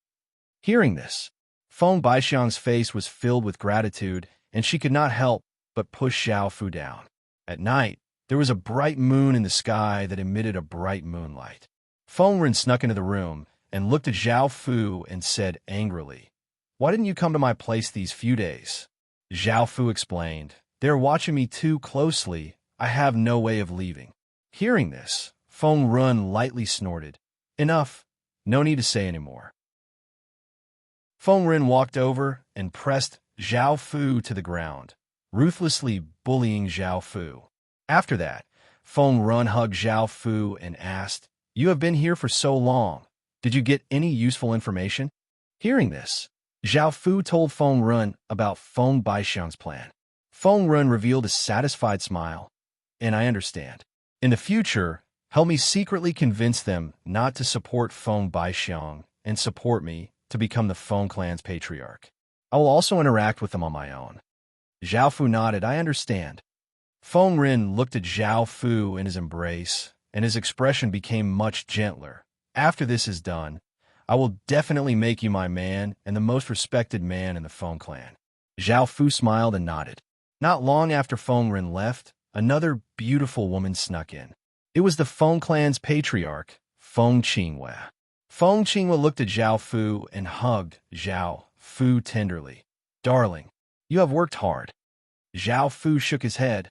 "It's not hard at all." Feng Qinghua smiled and said, "Right now, those two factions believe in you, but they don't know that you are working for me. As long as the plan succeeds, I will be able to completely control the Feng clan." Zhao Fu said in Feng Qinghua's embrace, "I will support the patriarch." Feng Qinghua happily nodded. "Husband, I will not treat you unfairly. In the future, if you don't want to do that with other women, you can reject them. I will also respect your choice." Chapter 32:01. Book 1, Chapter 146. In the following days, Feng Baixiang brought Zhao Fu to approach some women. It was not just women from the Feng family, but women from other families as well. She used Zhao Fu to gain their support. This made Zhao Fu feel quite impatient because he had stayed in the Feng family for a long time. He could not stay here forever, even though his days were quite comfortable. Today, Zhao Fu completely stopped pretending and sat on the Feng family's leader's seat as he called the people from the three sects over. Seeing Zhao Fu sitting there, Feng Baixiang felt quite surprised and could not understand where Zhao Fu had gotten his courage to sit there. Feng Qinghua also frowned and had a bad feeling. Feng Xiu angrily looked at Zhao Fu, planning to teach Zhao Fu a lesson later. Zhao Fu no longer looked weak and helpless, and he instead gave off the majesty of an emperor. His voice gave off a formless pressure as he said, "You've all come." Facing Zhao Fu's sudden change, the women could not react in time. Zhao Fu continued to speak. "I'm sure you're all curious about my true identity, so I'll tell you.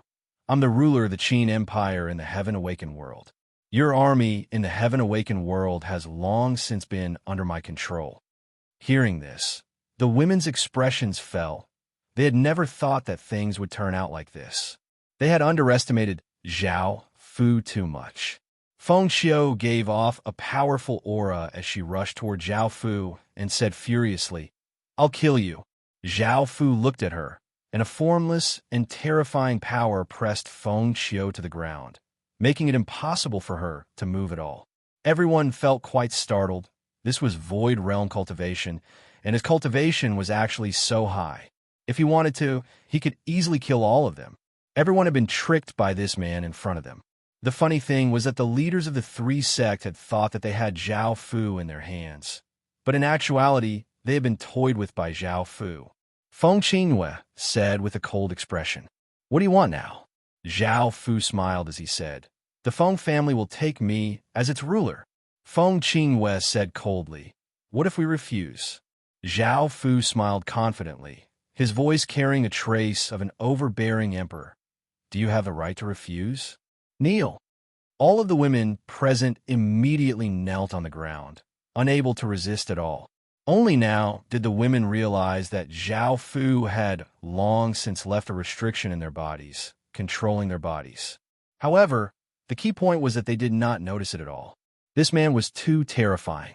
Zhao Fu smiled and said, "Now, as long as you obediently submit to me, your status and identity will remain the same as before."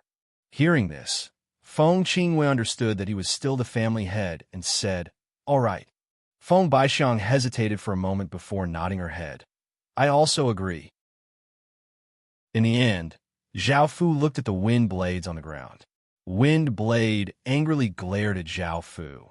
She could not accept that he had lied to her, nor could she accept that Zhao Fu was above her.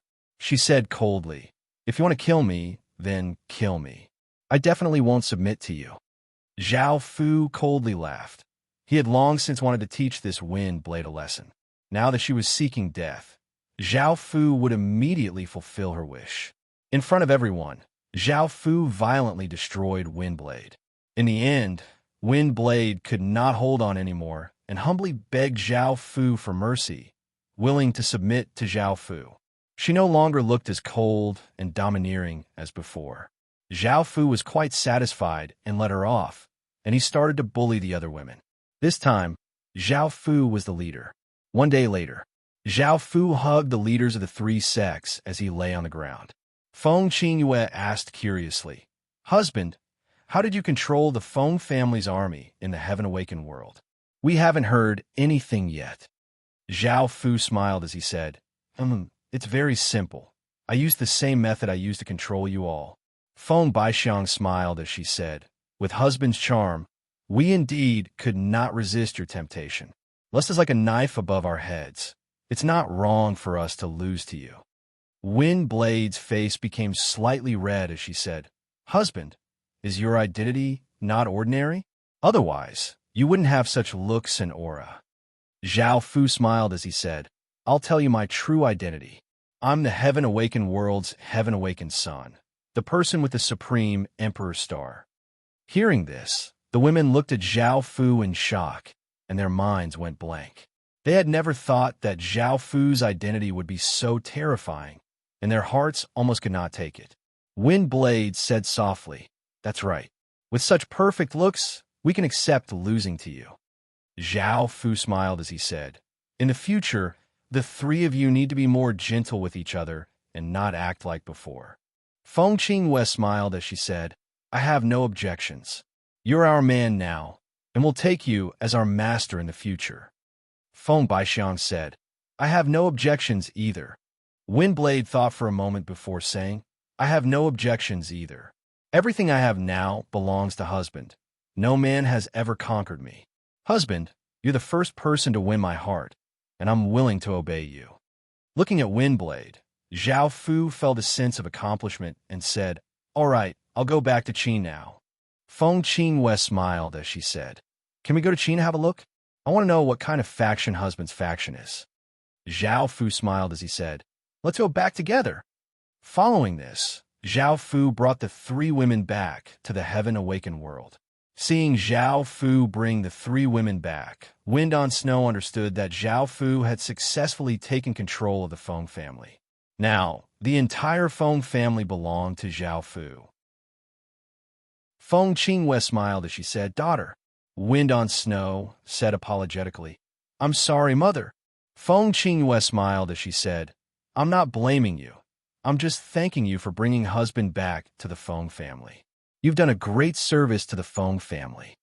Hearing this, Wind on Snow felt quite surprised and looked at Zhao Fu. She had never thought that Zhao Fu would be able to make her mother do this. Zhao Fu smiled as he hugged Wind on Snow and said, "You don't have to pretend anymore. Come back to Qin with me." Wind on Snow's face became red as she nodded. Zhao Fu brought the women back to Qin. Wind on Snow and the women entered Qin and looked around, gradually understanding Qin's true strength. When the Jin family heard about this, they were incredibly shocked. Qin was simply too terrifying. He had silently taken control of a family that was no weaker than them. Luckily, they had not chosen to resist Qin. The Shenmu Kingdom's ministers all had unsightly expressions, and they started to feel regret. If they had known, they would have destroyed Qin by hook or by crook. Now that the three factions were working together, how could the Shenmu Kingdom fight back? Right now, the Shenmu Kingdom should be afraid of Qin's attack. Shenmu Kingdom Duan immediately ordered people to build defensive structures to defend against Qin's attack. Although Zhao Fu controlled the Feng family and his faction became even more powerful, Zhao Fu did not have any intention of attacking the Shenmu Kingdom. After all, new factions would appear even if he destroyed them. He did not want to waste his energy and the lives of his soldiers. Now that the Jin family and the Feng family, the two alchemist families, were here, Qin would not be in much danger. Zhao Fu could head to the water realm and awaken the water race Imperial Star. Chapter 3202, Book 1, Chapter 147. After giving some simple instructions, Zhao Fu got up and headed towards the water region. After walking for a while, Zhao Fu found that there were battles everywhere. It was either the card world attacking the Heaven Awakened world or the alchemy world attacking the Heaven Awakened world. Whether or not they could defend against the invasions, there would be massive casualties, and the air was filled with the stench of blood. Some of the smaller factions did not even have any space to survive. Zhao Fu did not have time to worry about this and continued to head towards the water region. In actuality, these things were quite beneficial to Zhao Fu. Before, the higher beings had been waiting at the water region because they knew that Zhao Fu would go there to awaken the water race's Emperor Star. However, now that two worlds had invaded, they did not have time to pay attention to Zhao Fu. Comparatively speaking, Zhao Fu would be much safer and would not have to worry about being found by higher beings. Swish, swish, swish. The sound of the air being torn could be heard as a few arrows containing immense force shot toward Zhao Fu. Zhao Fu frowned and waved his hand, sending out a wave of energy to knock the arrows away. A group of people from the card world appeared. They did not look like soldiers, and they wore all sorts of defensive equipment and held different weapons, looking like a group of mercenaries. During this period of time, it seemed that the card world had opened up more restrictions. Not only could people from other factions go to the Heaven Awakened world to fight, but the Night Guild had also been given some authority to allow independent people to enter the Heaven Awakened world to fight. Even though they all had different strengths and different preparations, there were many of them, and there were some powerful people among them. Right now, Zhao Fu was facing a hunting party made of independent people. They had already set the Heaven Awakened world's people as their targets. Killing Zhao Fu would give them points, and if they captured Zhao Fu, they could sell him as a slave. Either way, it would be beneficial to them. The insidious-looking man coldly laughed as he said, "I found a good prey today and should be able to get a good price for it." Everyone attacked together. Hearing this, everyone gave off a powerful aura as they charged at Zhao Fu. Zhao Fu coldly looked at this group of people and grabbed with his hand. The people rushing over felt as if they had been grabbed by a massive, formless hand, and they started to feel terrified and wanted to beg Zhao Fu to spare them. Bang! Bang, bang, bang. Zhao Fu clenched his fist, causing those people to explode. Blood and flesh splattered everywhere, making everyone feel disgusted. Keep moving. Zhao Fu just happened to see a group of mercenaries pressing down 20 or so young men and women. They were tied up with ropes, and some of them were slightly injured. There were no elderly or children, and because there were not many benefits, they killed the elderly and children. A decent-looking man saw Zhao Fu and could not help but beg, "Sir, save us." The group of mercenaries looked at Zhao Fu and frowned. Anyone who dared to stay outside by himself now must have a certain level of strength. The leader, a bearded man, said, "This matter has nothing to do with you, so there's no need for you to interfere. We won't attack either." It was obvious that this man did not want to fight with Zhao Fu. They did not have the confidence to do so. The young men and women pleaded as they looked at Zhao Fu. They all knew what would happen to them, and Zhao Fu was their only hope. Zhao Fu said to the bearded man, "Hurry up and piss off." The bearded man felt furious and immediately slashed at Zhao Fu. The others also attacked Zhao Fu from the sides. Zhao Fu slashed out with a finger, and a massive black sword light slashed out, slashing apart the incoming people. Blood flew everywhere as countless howls sounded out. This was a bloody scene. This caused everyone in the Heaven Awakened world to feel a wave of fear. Zhao Fu looked at everyone and said, "You can leave now." The people hurriedly picked up the weapons on the ground and cut the ropes on their bodies. They thanked Zhao Fu before hurriedly leaving. However, before Zhao Fu had even taken a few steps, he heard many cries. That group of people had encountered a group of soldiers from the card world, and those soldiers had shot out arrows and killed those people. Zhao Fu slightly sighed and did not bother with them, and continued on his way. This was the situation in the Heaven Awakened world, and Zhao Fu was powerless to change it. After Zhao Fu went back to kill those soldiers, he would soon run into them again. After coming to a city, Zhao Fu planned to use a teleportation channel to go further away. However, because of the war, the teleportation channel could not be used. If he walked by himself, it would take him a few days to reach his next destination. As such, Zhao Fu found the city lord of this city.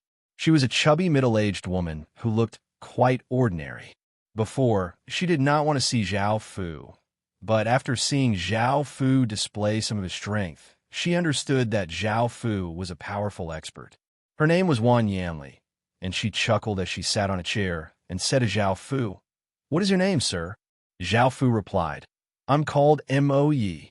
Wan Yanli smiled as she said, "Sir, you should know about the current situation.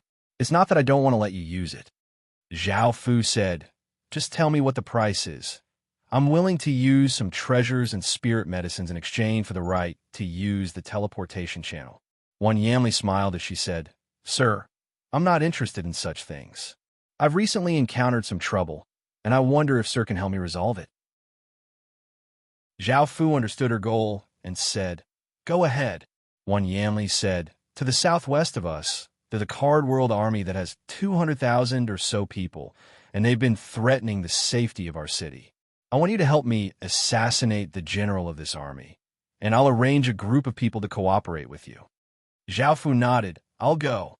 Wan Yanli looked quite startled. "What?" Zhao Fu said, "I'll go kill that general now. Wait a bit, I'll be back soon." Wan Yanli said in shock, "You're going now? Alone?" Zhao Fu nodded. Following this, Zhao Fu left the city and came to the southwest of the Card World Army, and he stood in the sky and looked down at the Card World Army. Seeing Zhao Fu in the sky, the soldiers immediately became alert, preparing to attack Zhao Fu at any time. Zhao Fu said, "Who's your general?" A tall young man wearing armor walked out and looked at Zhao Fu in the sky as he asked, "I am. What do you want?" Zhao Fu smiled as he said, "I want to borrow your life." The young man was furious. "Kill." Swish, swish, swish. Countless arrows shot toward Zhao Fu like raindrops, giving off a sharp aura that could cause people's hairs to stand on end. Zhao Fu felt quite disdainful and waved his hand, causing a gust of wind to blow away the countless arrows. The powerful wind caused the soldiers to lose their footing, and they looked quite afraid. Chapter 3203. Book 1, Chapter 148. Battle. Zhao Fu slashed out with his finger, opening up a massive black hole. Countless traces of demonic chi flowed out, and a terrifying aura covered the sky. Arc. Countless roars resounded as demons drilled out of the hole and pounced on the card world below like a tide. The two sides quickly fought fiercely. Some arrows pierced through the demons' bodies, causing them to turn into demonic chi and dissipate. A demon leapt down and pierced a claw through a card soldier's chest, while a card soldier raised his saber and slashed at the demon, splitting it in half. A howl sounded out as a card soldier's arm was torn off by a demon, causing blood to spurt out. A demon leapt onto a card soldier and bit down on that card soldier's body, devouring the card soldier's flesh and blood. A card soldier coldly threw out a card, which turned into a fireball and sent 2 or 3 demons flying back. A demon slashed out with its claw, sending a card soldier flying back. The card army and demon army intensely fought, and Zhao Fu looked at the general. Just as he was about to act, a massive spear light containing shocking power shot towards Zhao Fu incredibly quickly.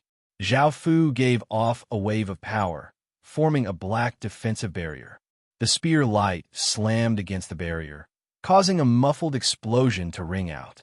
A ripple of light spread out, and the spear light turned into many specks of light. Zhao Fu looked to the side and saw a group of cavalry charging towards him. There were roughly 2,000 or so of them.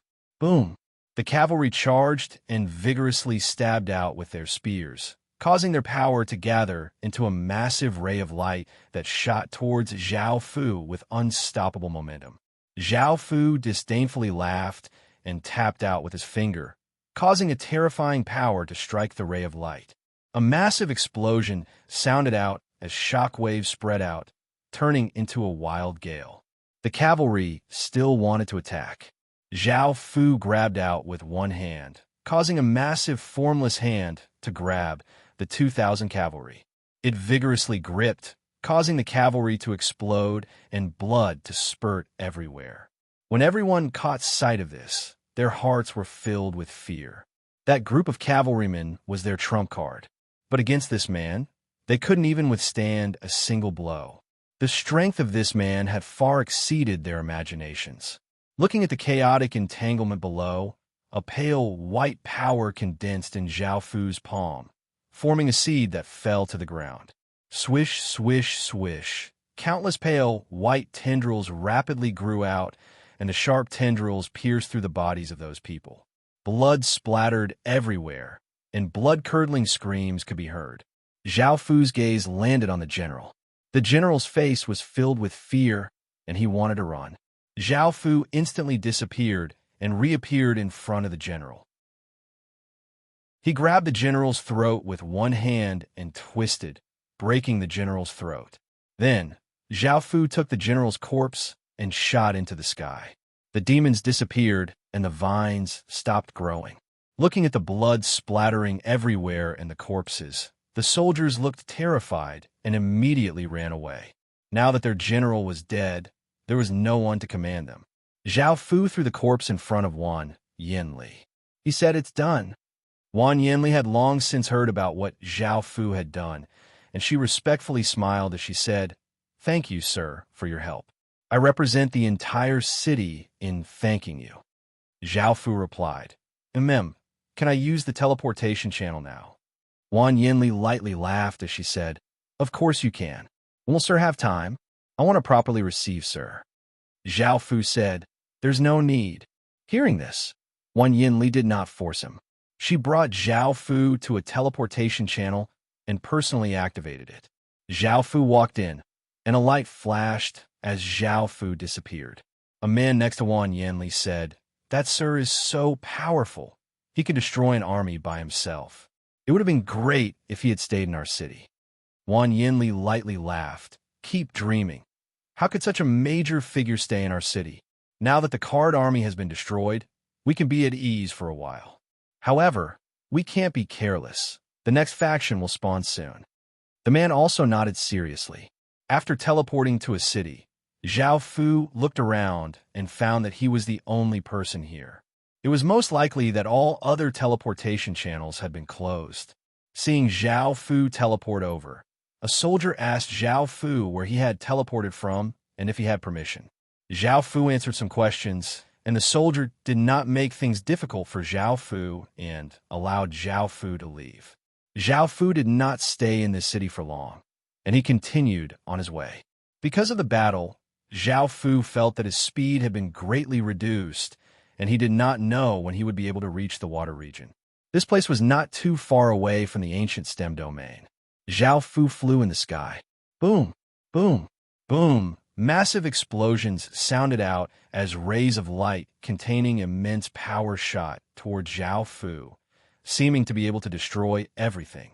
Countless explosions sounded out as light scattered in all directions, and the terrifying shockwaves caused people's bodies to feel a chill.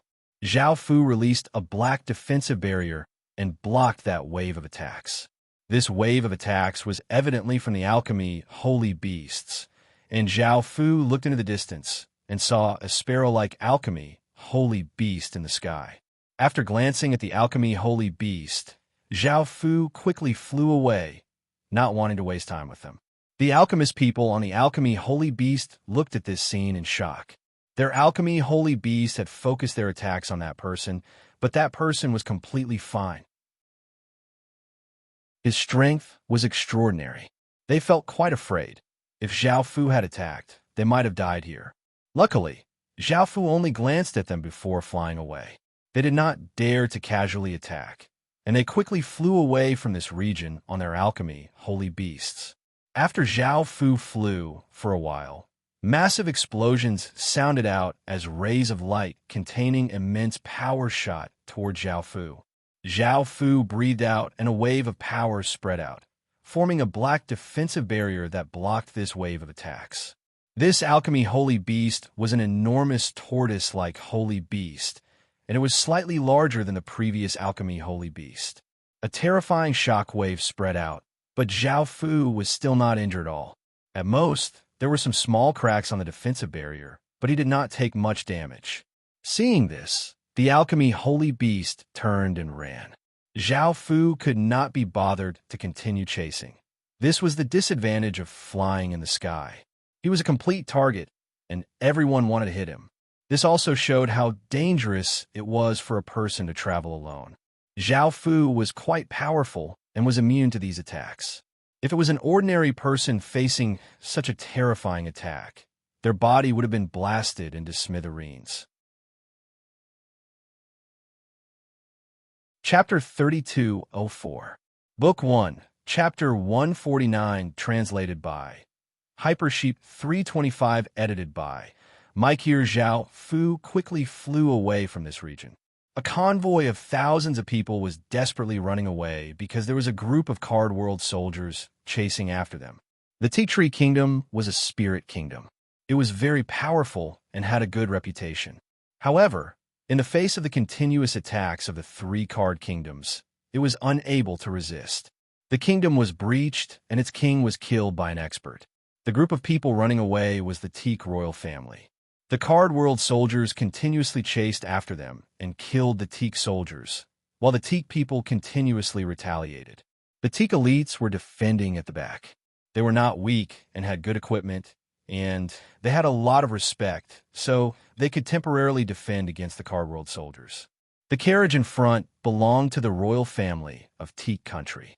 The Card World soldiers continued to chase, and their numbers continuously increased, gradually forming an encirclement.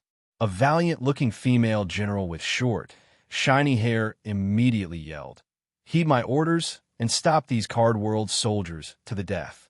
We must let the royal family escape. They are the hope of our Teak kingdom." Yes, the soldiers obeyed and rode their horses towards the pursuing Card World soldiers. The two sides clashed, and the sounds of weapons clashing continuously sounded out. Blood flew everywhere as people continuously died and fell to the ground. Even though the Teak soldiers were incredibly courageous, they could not stop the Card World soldiers in numbers. They were gradually destroyed by the Card World soldiers, and the female general also suffered some injuries. In the end, the Card World soldiers surrounded the Teak royal family. The remaining people of the Teak Tree Nation gathered together, and their faces were very ugly.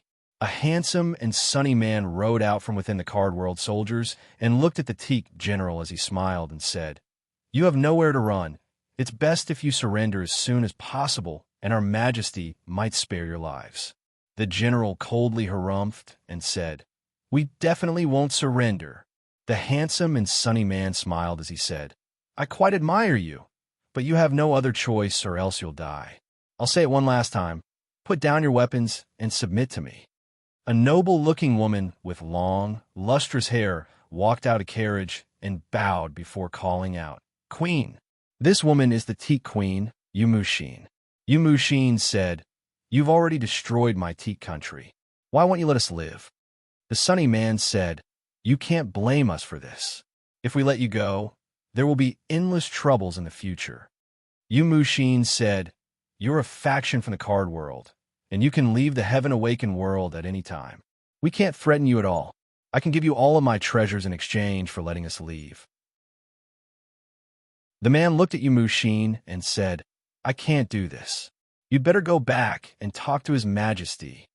At this moment, a figure flew over from the sky.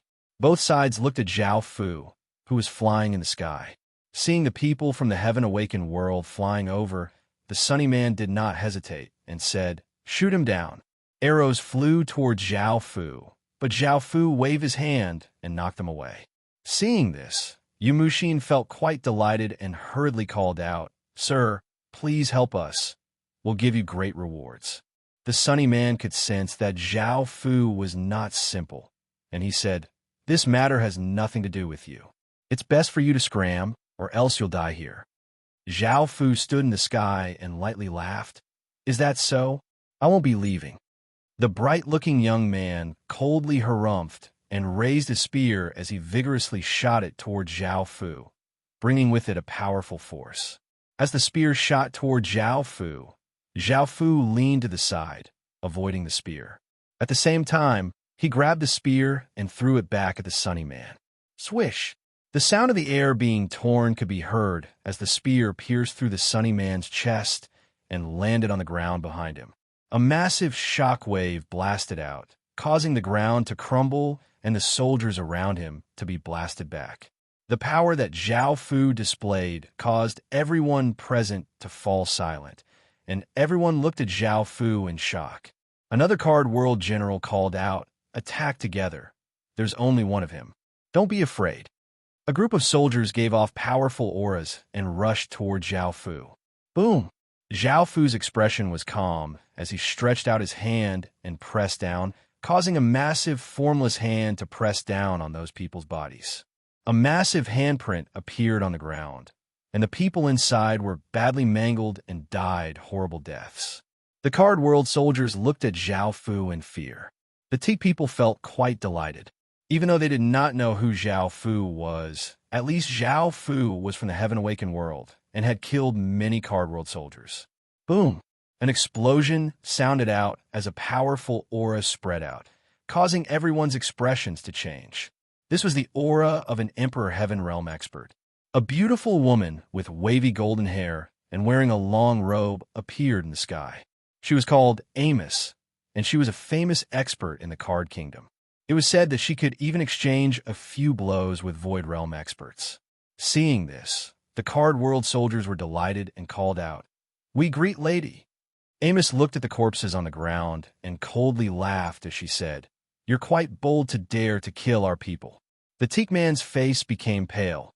He had never thought that the Card Kingdom's expert would arrive so quickly. Zhao Fu lightly laughed as he said, "It was you who attacked me first. Are you blaming me? At most, we don't owe each other anything. If there's nothing else, I'll be leaving." Interlude. The perfect copy of the old version of the book Chasing Artifact app. Mimi reading /w /w /w /w /m /e /d /c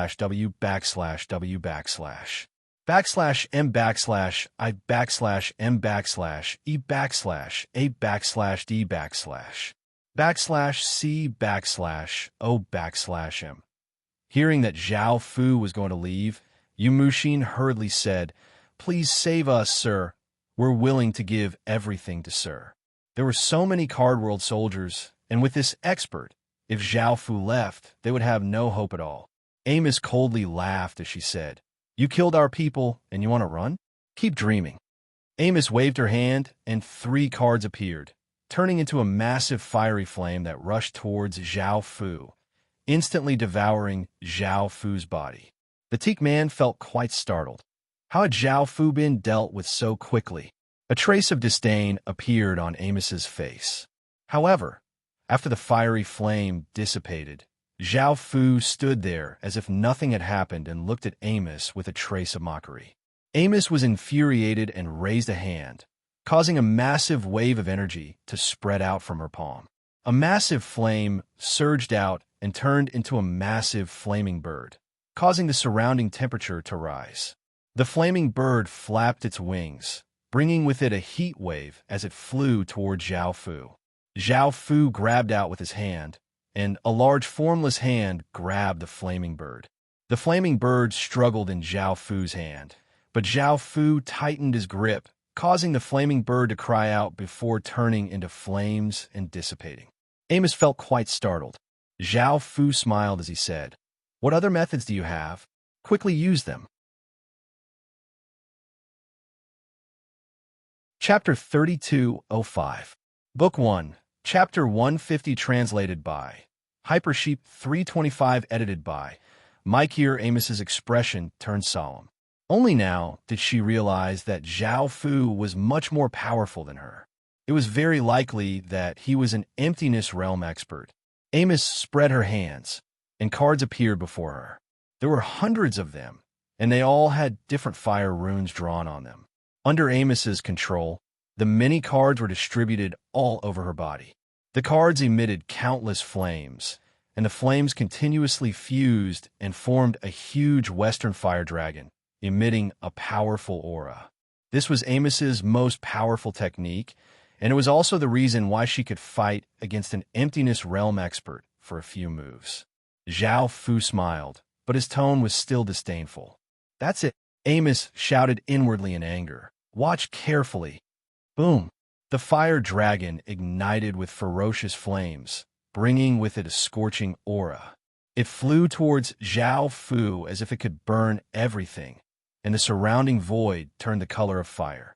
The people on the ground were sweating profusely, and fear surged in their hearts. It was as if they were in flames. Roar! An extremely domineering dragon roar sounded, and a terrifying dragon's might seemed to shatter the earth. It blasted the body of the fire dragon, and the body of the fire dragon instantly collapsed. Amos spat out a mouthful of blood, and countless sparks drifted down. Amos looked at Zhao Fu with a pale face. She now understood how terrifying Zhao Fu's power was. Countless soldiers in the card world also looked at Zhao Fu in fear. The powerful Amos was so weak in front of this person. They could not accept such a powerful person. Amos immediately said, "Retreat." Amos's body transformed into a beam of light and shot towards the horizon. When the soldiers heard this, they immediately retreated in panic. Zhao Fu smiled as he looked at Amos, who was running away, and said, "You offended me, and you still want to run?" A few iron chains shot out from a void and bound the escaping Amos. The iron chains contracted and pulled Amos in front of Zhao Fu. Zhao Fu looked at the escaping card soldiers. A wave of sword energy was released, and demonic swords condensed in the air, giving off a massive demonic might. Xiao xiao xiao. Countless demon swords descended, piercing through the bodies of the card soldiers. Blood splattered everywhere, and pitiful cries rang out continuously. This was a massacre. In less than a moment, Zhao Fu had killed all the card soldiers. The ground was covered with corpses, emitting a pungent smell of blood. The teak people on the ground were also looking at Zhao Fu in fear. Amos looked at Zhao Fu angrily. Zhao Fu held Amos with one arm. Amos struggled with all her might. "You bastard, what are you trying to do?" Zhao Fu hugged her and descended from the sky. He landed in front of Yu Muxin and said, "I'm here to collect the reward." Yu Muxin smiled and said, "Thank you, sir, for saving my life. I'll give you the reward now." Yu Muxin took out a spatial ring and gave it to Zhao Fu. Zhao Fu looked at Yu Muxin and said, "I'm not interested in these things." Hearing this, Yu Muxin looked at Zhao Fu's gaze and understood Zhao Fu's intentions. She felt quite angry, but thinking about how powerful Zhao Fu was and how if Zhao Fu left, they would not be able to live for long. They needed Zhao Fu's help. Yu Muxin flirtatiously smiled as she said, "Don't you want me to make some preparations?" Hearing this, Zhao Fu smiled and nodded. The group continued to travel quickly for a while before finally stopping to rest in a hidden valley. The people on the carriages all got off. Most of them were women, but there were also elderly and children. There were more than 100 of them. Zhao Fu hugged Amos as they flew. After landing in the valley, Amos said coldly, "Just what do you want to do to me?" Zhao Fu evilly smiled and said, "What do you think?" Amos said coldly, "I'll definitely kill you, you bastard. If you don't believe me, you can try." Zhao Fu lightly smiled and said, "I'll try immediately." At that moment, Yu Muxin walked over and did not care about the scene in front of her. She smiled and said, "It's fine now. I'll give you the reward." Zhao Fu said, "Why is it just you?" Yu Muxin frowned. Zhao Fu shamelessly said, "You said before that you'll give everything to me. You're not lying to me, are you?" Hearing this, Yu Muxin felt quite angry. This fellow was not any worse than those card soldiers. Not only did he want her, but he also wanted to harm other women. However, she could not make him angry because he could kill them all. From how he had massacred the card soldiers, Yu Muxin knew that Zhao Fu killed without batting an eye and was extremely vicious. Yu Muxin still wanted to try and said, "I'll properly serve you by myself. Please let them go." Zhao Fu lightly smiled and said, "You can't do it by yourself. Hurry up, otherwise don't blame me." Yu Muxin tightly clenched her fists and stared at Zhao Fu. She felt quite angry and humiliated, but in the end, she still made a decision. Yu Muxin turned and returned with 50 or so women. Most of them were princes and princesses, and there were also some wives and daughters of ministers. "Are you satisfied now?"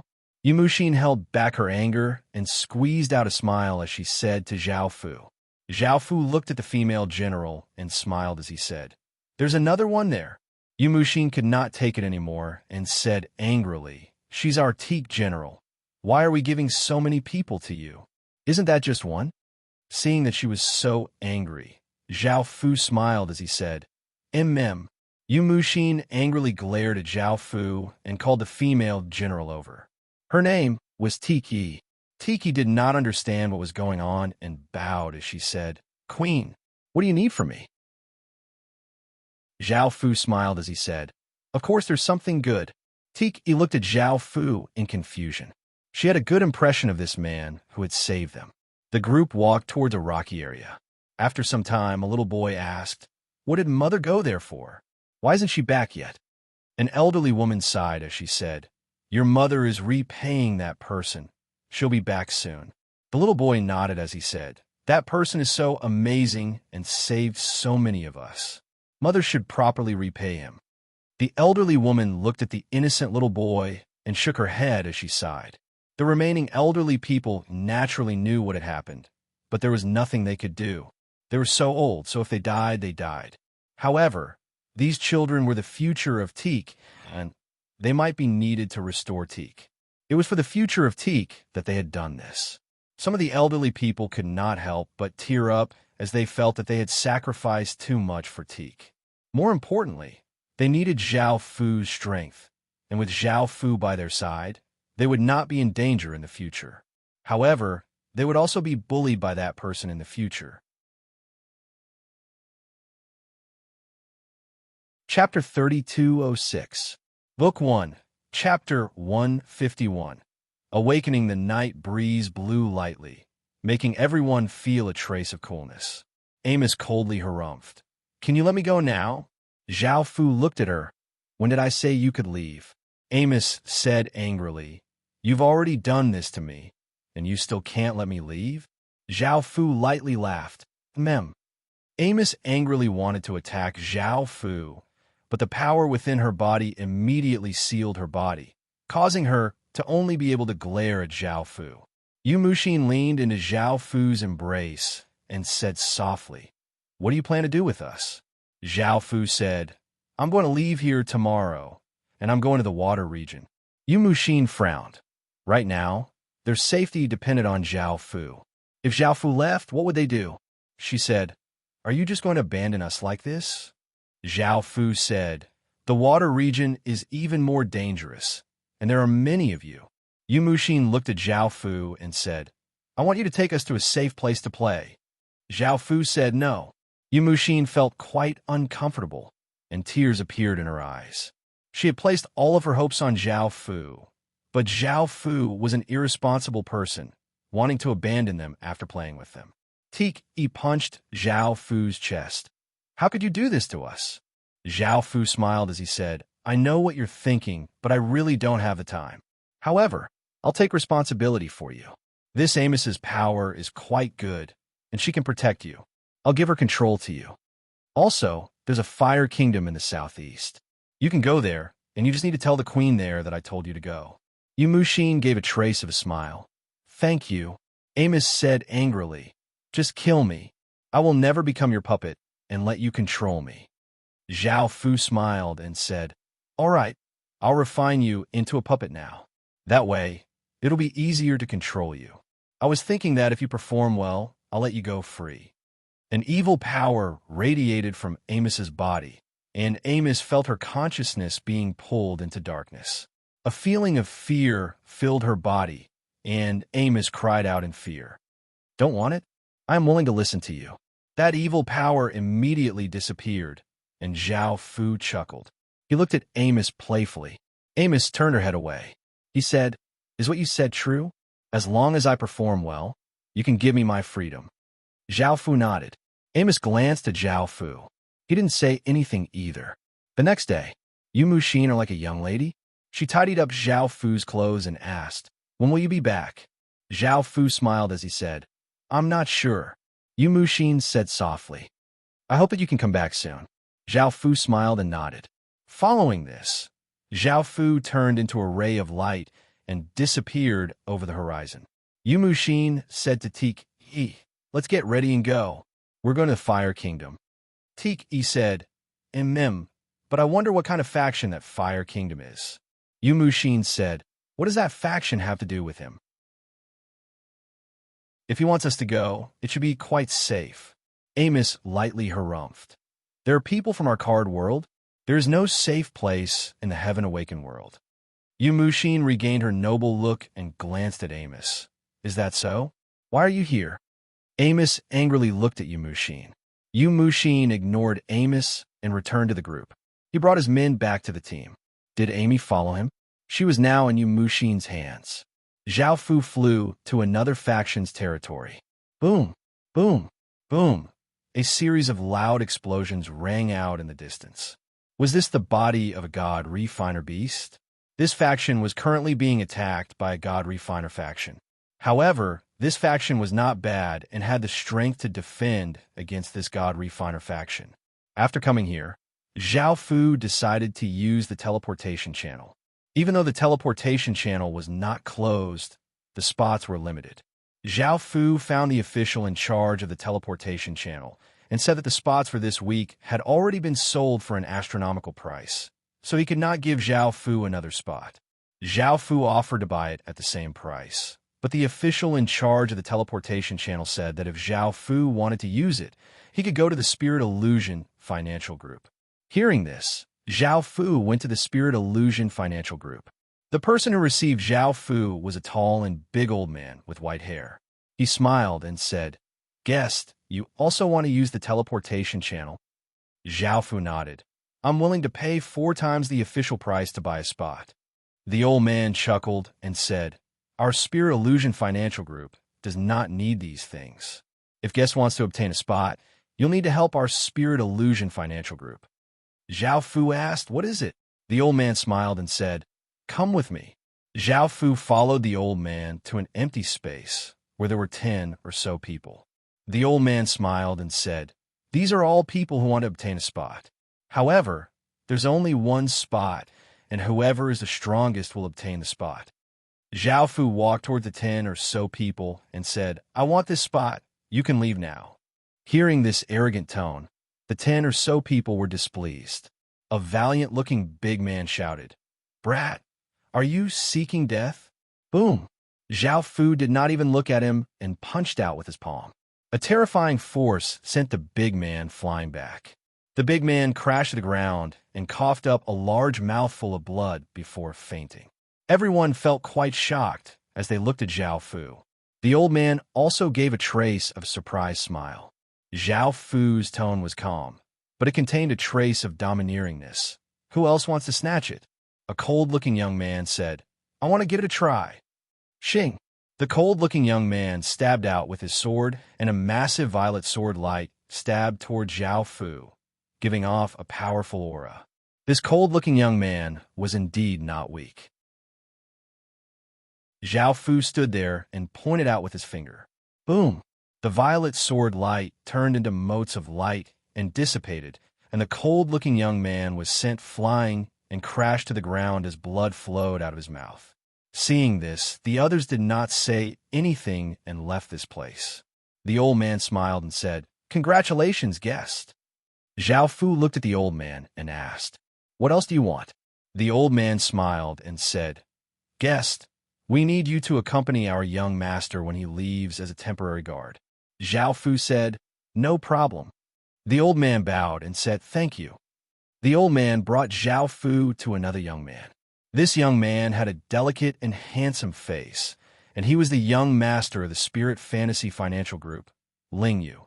Ling Yu looked at Zhao Fu and gave a slight smile. "Thank you for your trouble." Zhao Fu replied, "You're welcome." Ling Yu brought another young man and Zhao Fu to the teleportation channel and handed 3 command medallions to the official in charge of the teleportation channel.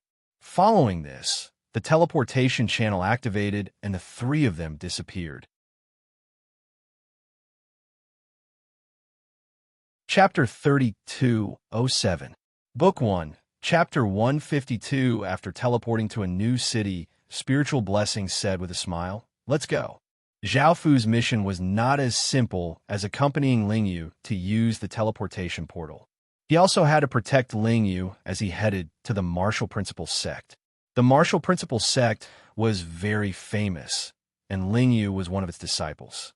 Due to the war, he could not return to the Martial Principle sect directly, so he could only use this method. This place was not very far from the Martial Principle sect. It would only take a day to reach the vicinity of the Martial Principle sect, which was why the journey was so dangerous. After the deed was done, Zhao Fu would also receive a reward. The 3 of them walked toward the exit. "Junior brother." A man's voice rang out. Ling Yu turned and saw an elegant-looking man in white clothes, and he called out happily, "Senior apprentice Brother Zhang." His name was Zhang Yuzi, a core disciple of the Martial Principle sect. Zhang Yuzi stepped forward and said with a smile, "Why are you here?" "I can't return to the teleportation formation directly. I can only teleport here before returning to the Martial Principle sect." Zhang Yuzi said with a smile, "I also want to return to the Martial Principle sect. Let's go together." Ling Yu said happily, "With senior brother Zhang here, I don't have to worry about any danger on the way." Zhang Yuzi smiled. "It has been dangerous recently. Not only the people from the card world and the alchemy world, but also some hostile forces from the Martial Principle sect. They have taken this opportunity to ambush us, and many of our disciples have died." Ling Yu nodded. Zhang Yuzi smiled and said, "Let's go." Ling Yu followed beside Zhang Yuzi. Zhao Fu and the other person also followed behind. Zhao Fu was directly ignored by Zhang Yuzi because he didn't need to care about a bodyguard. Not long after they left the city, they encountered danger. A group of gold refiner tribesmen surrounded them with cold smiles on their faces, and an ugly man among them shouted, "Hurry up and call it out." Zhang Yuzi smiled and said, "You're looking for the wrong one." The ugly man said coldly, "Then don't blame us. Let's go." Hearing this, the gold refiner tribesmen held their weapons and gave off an imposing aura, ferociously charging towards Zhao Fu and the others. Clear sword spell. Zhang Yuzi unsheathed the sword on his waist and swung it a few times. A few sword lights sent the alchemist master flying. He fell to the ground and didn't even have the strength to get up. The ugly man's expression changed. He turned around and fled. Zhang Yuzi thrust his sword forward. A ray of sword light shot out from behind and pierced through the man's chest, causing him to fall to the ground. "Junior brother, don't go easy on people from the card world and the alchemy world," Zhang Yuzi reminded him like an elder. Ling Yu said with admiration, "Senior brother." They continued to move forward. Suddenly, Zhang Yuzi stopped, and his expression became serious. The surrounding atmosphere immediately became heavy. Zhang Yuzi said, "Come out. I found you." Hearing that, 2 men who looked almost the same walked out, and one of them said in praise, "Not bad. You've discovered us so quickly." Zhang Yuzi said, "Why are you following me?" The man smiled and said, "We know you're hard to deal with, but you're no match for us. I'll give you a chance to leave. Just leave those 3 people behind." Ling Yu sensed their powerful auras and looked at Zhang Yuzi worriedly. Zhang Yuzi said coldly, "He's my junior brother. Am I that kind of person to abandon him and escape?" The man laughed savagely and said, "Then there's no other way." Boom, boom. The 2 men exploded out with powerful auras and charged at Zhang Yuzi like 2 ferocious beasts. Zhang Yuzi held his sword and charged forward as well. The 2 men's fists contained shocking power, as they continuously punched at Zhang Yuzi. Zhang Yuzi dodged and attacked at the same time, temporarily not falling into a disadvantage. However, after a few moves, due to the two men's excellent coordination, Zhang Yuzi started to feel strained. Bang! One of the men punched out and Zhang Yuzi blocked with his sword. A wave of energy spread out, and Zhang Yuzi was forced to take 2 to 3 steps back. Ling Yu immediately said, "Quickly go and help my senior brother." Hearing that, Ling Yu and the guard took out a long saber and slashed at one of the men, creating a massive saber light. The man dodged to the side and easily dodged the attack. The guard continuously slashed out with his saber, bringing with it rays of saber light that were incredibly ferocious. The man continuously dodged and found an opportunity to kick the guard's abdomen. The guard was sent flying 6 or 7 meters and coughed up a mouthful of blood. Looking at this man's strength, he was much stronger than the guard, and the guard was not a match for him. However, the guard quickly stood up and continued to fight with the man. With the guard taking some of the pressure, Zhang Yuzi did not feel as much pressure dealing with the other man as before. Xing! Zhang Yuzi slashed out with his sword, sending out a sharp sword light that slashed open a wound on the man's shoulder. The man gave off a wave of power that turned into a massive beast fang and imprinted itself on Zhang Yuzi's body. Both of them took a few steps back from the impact. Both of them were also injured. Ling Yu said to Zhao Fu anxiously, "Go and help my senior brother as well." Zhao Fu said calmly, "My job is to protect you, so I can't leave your side right now. Also, I'm only here to temporarily protect you and am not your subordinate, so you can't give me orders." Ling Yu looked at Zhao Fu angrily and said, "I understand. Zhao Fu can't be relied on at all. Why did he bring his own guard?" He wanted to rush over, but his strength was even weaker and he would not be able to help much. Zhang Yuzi and the man continued to fight. Sword light and fist images intersected, causing sounds to continuously ring out. Wild gales blew out in all directions, and the two of them were evenly matched. The guard was at a disadvantage against the other man, and the man continuously attacked while the guard could only passively defend. The man grasped an opportunity and punched the guard's chest, sending him flying and crashing to the ground, losing the ability to fight. The man wanted to go and help the other man to defeat Zhang Yuzi, but the other man said, "I'll stall him while you deal with the other two. After that, we'll deal with him." Hearing that, the man quickly charged towards Ling Yu. It did not take long for him to arrive before Ling Yu. He threw a punch with enough power to shatter boulders towards Ling Yu. Ling Yu dodged to the side in fear, revealing Zhao Fu behind him. The man looked at Zhao Fu and his fist did not weaken at all. Instead, it became even more ferocious as he punched towards Zhao Fu's chest. Zhao Fu stood there, his expression not changing.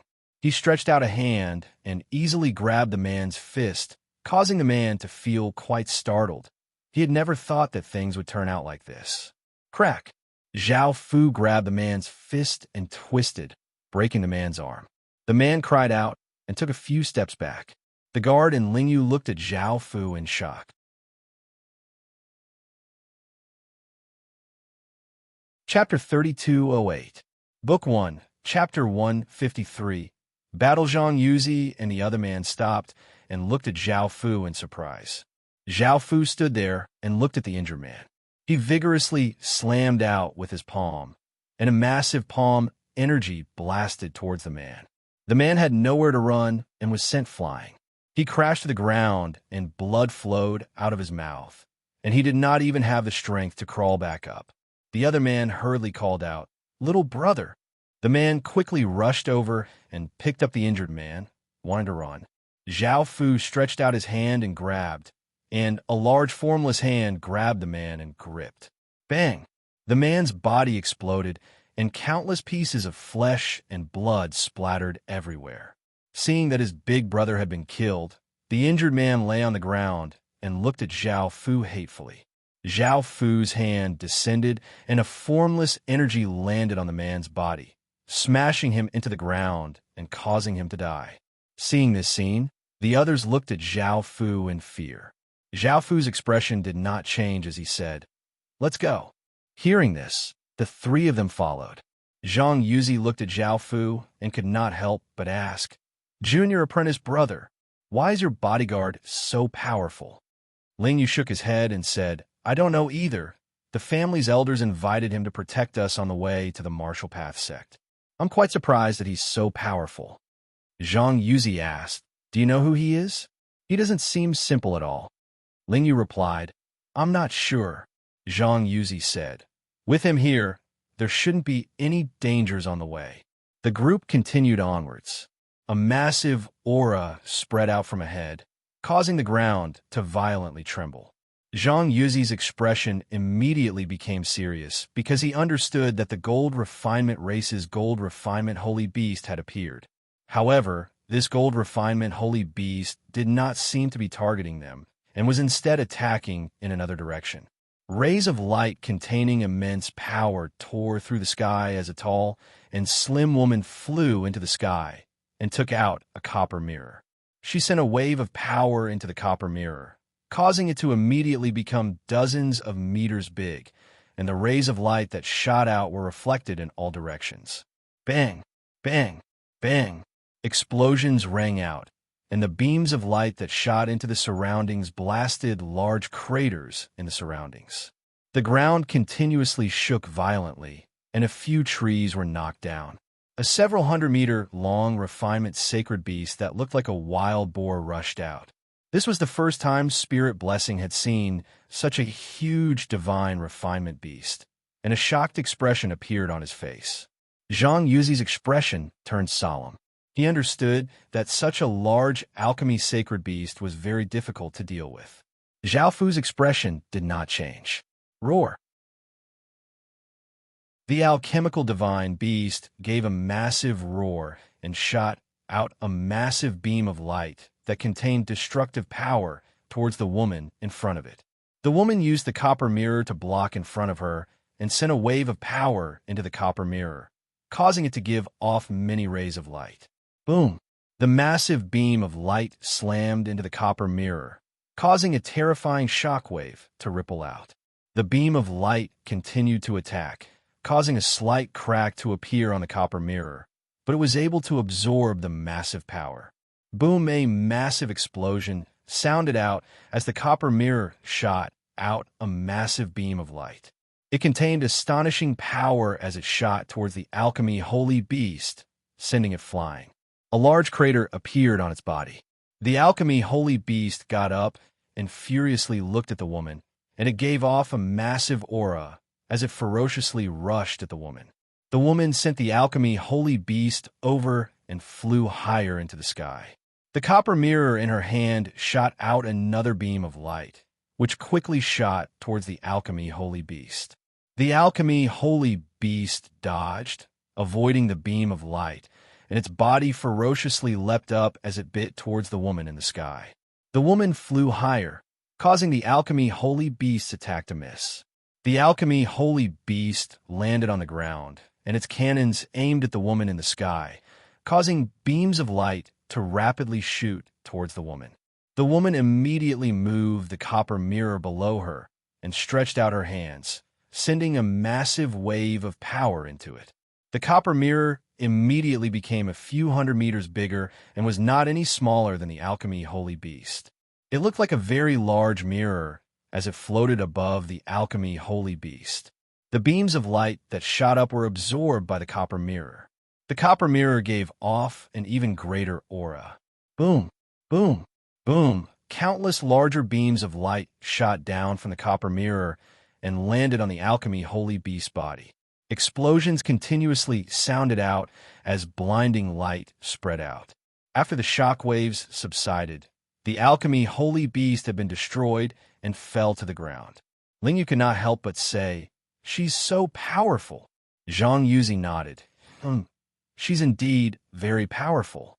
Even with my power, I would not be able to deal with the alchemy holy beast so easily."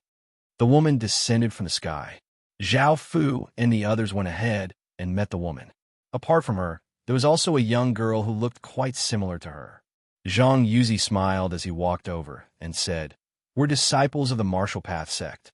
I'm called Zhang Yuzi, and this is my junior apprentice brother Ling Yu. The woman who had defeated the alchemy holy beast smiled as she said, "We're students of the Emperor Path College. I'm called Yuxian Machine, and my little sister is called Yulo." Emperor Path College? That was the best college in the human domain. Zhang Yuzi and the others felt quite shocked. Zhang Yuzi smiled as he said, "So you're students of the Emperor Path College. You defeated an alchemy holy beast so easily." Yulu proudly smiled as she said, "Of course, my big sister is on the Emperor Path College rankings." Ling Yu said in shock, "Those who can be on the Emperor Path College rankings are all geniuses." Yulu happily laughed as she said, "My big sister is one." Yuxian looked at Zhao Fu and felt that he looked quite familiar. He asked, "Who are you, sir? Have we met there before?" Zhao Fu had gone to the Emperor Path College before and had caused a great commotion. She had most likely seen Zhao Fu there, but she could not remember who Zhao Fu was. Hearing this, Zhao Fu said, Perhaps we've met there before." Yuxian smiled as he asked, "Can you tell me your name?" Zhao Fu replied, "I can't." Yuxian slightly smiled and did not force the issue as he asked, "Where are you going?" Zhang Yuzi said, "We're going to Kamwa City, which is near the Martial Path sect." Yuxian said, "We're going nearby as well. Let's go together." Zhang Yuzi nodded. Ling Yu happily nodded. On the way, Yuxian looked at Zhao Fu with her beautiful eyes, feeling more and more curious about Zhao Fu. At that moment, a group of cavalrymen surrounded Zhao Fu's group. The leader was a handsome-looking young man who looked at Yuxian and said, "I've heard of you before. You killed the Shui family's young master, right? The alchemy race's people are chasing after you. If you come with me, I can protect you and leave." Yuxian lightly laughed as he said, You're not even as strong as me, right?" The handsome-looking young man laughed as he said, "I'm called Kamada, a prince of a kingdom. Even though I'm not as strong as you, I have the ability to protect you."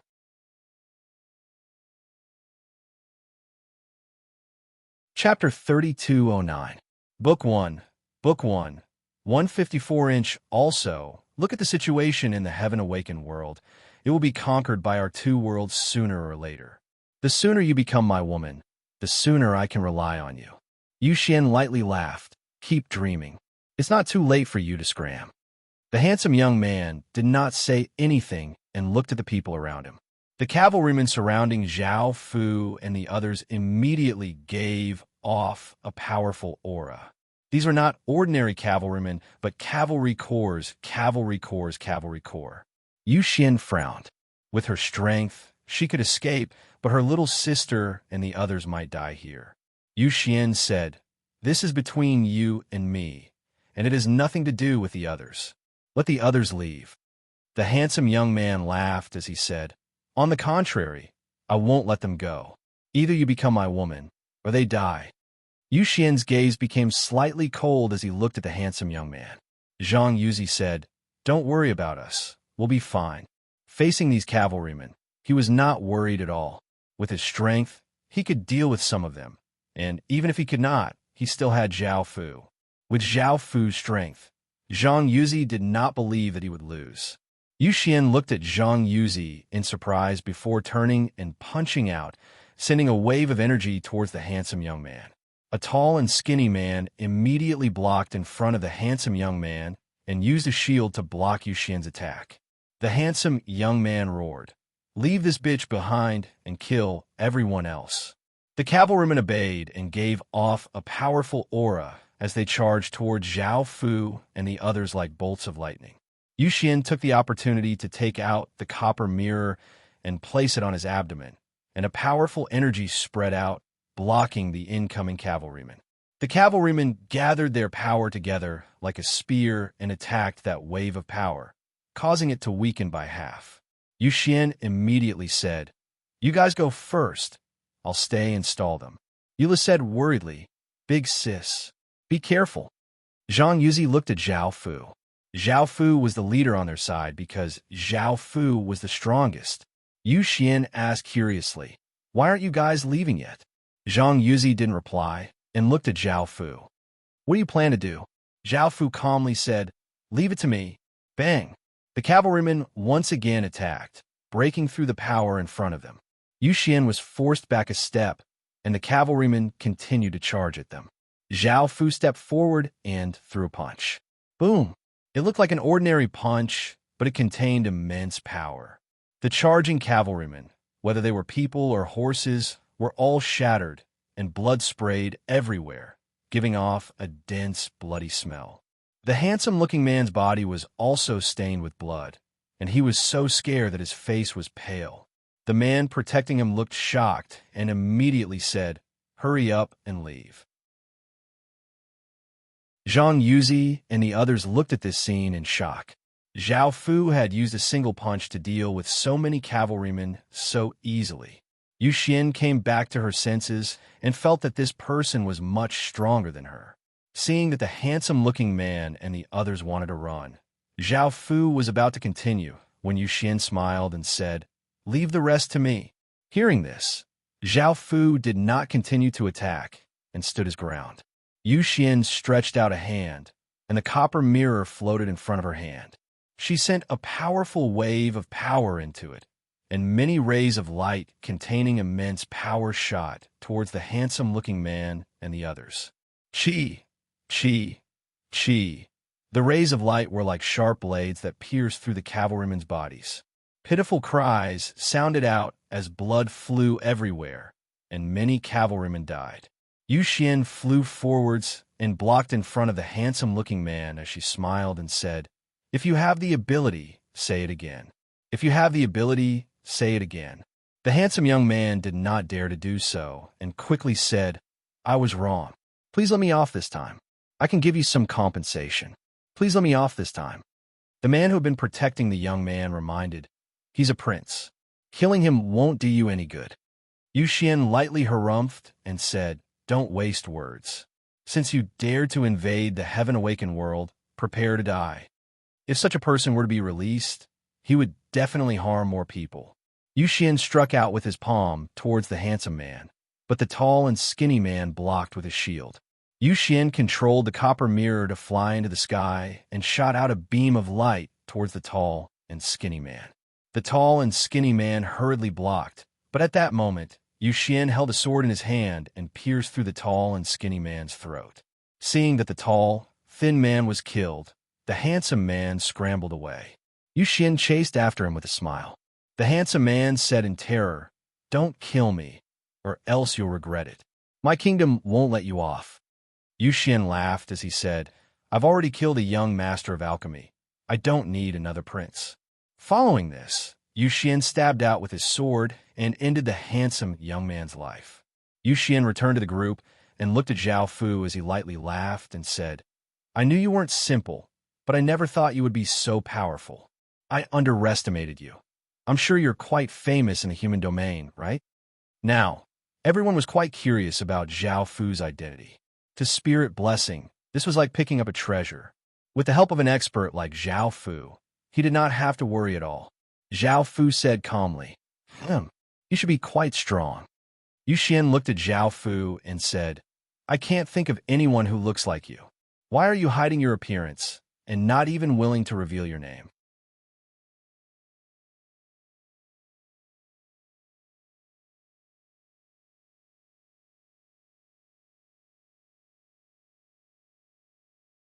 Chapter 32:10. Book 1, Chapter 155, translated by Hypersheep 325, edited by Mike here. However, by the time they caught up, Zhao Fu had already disappeared. Zhao Fu used the teleportation channel in this city to teleport towards the water region.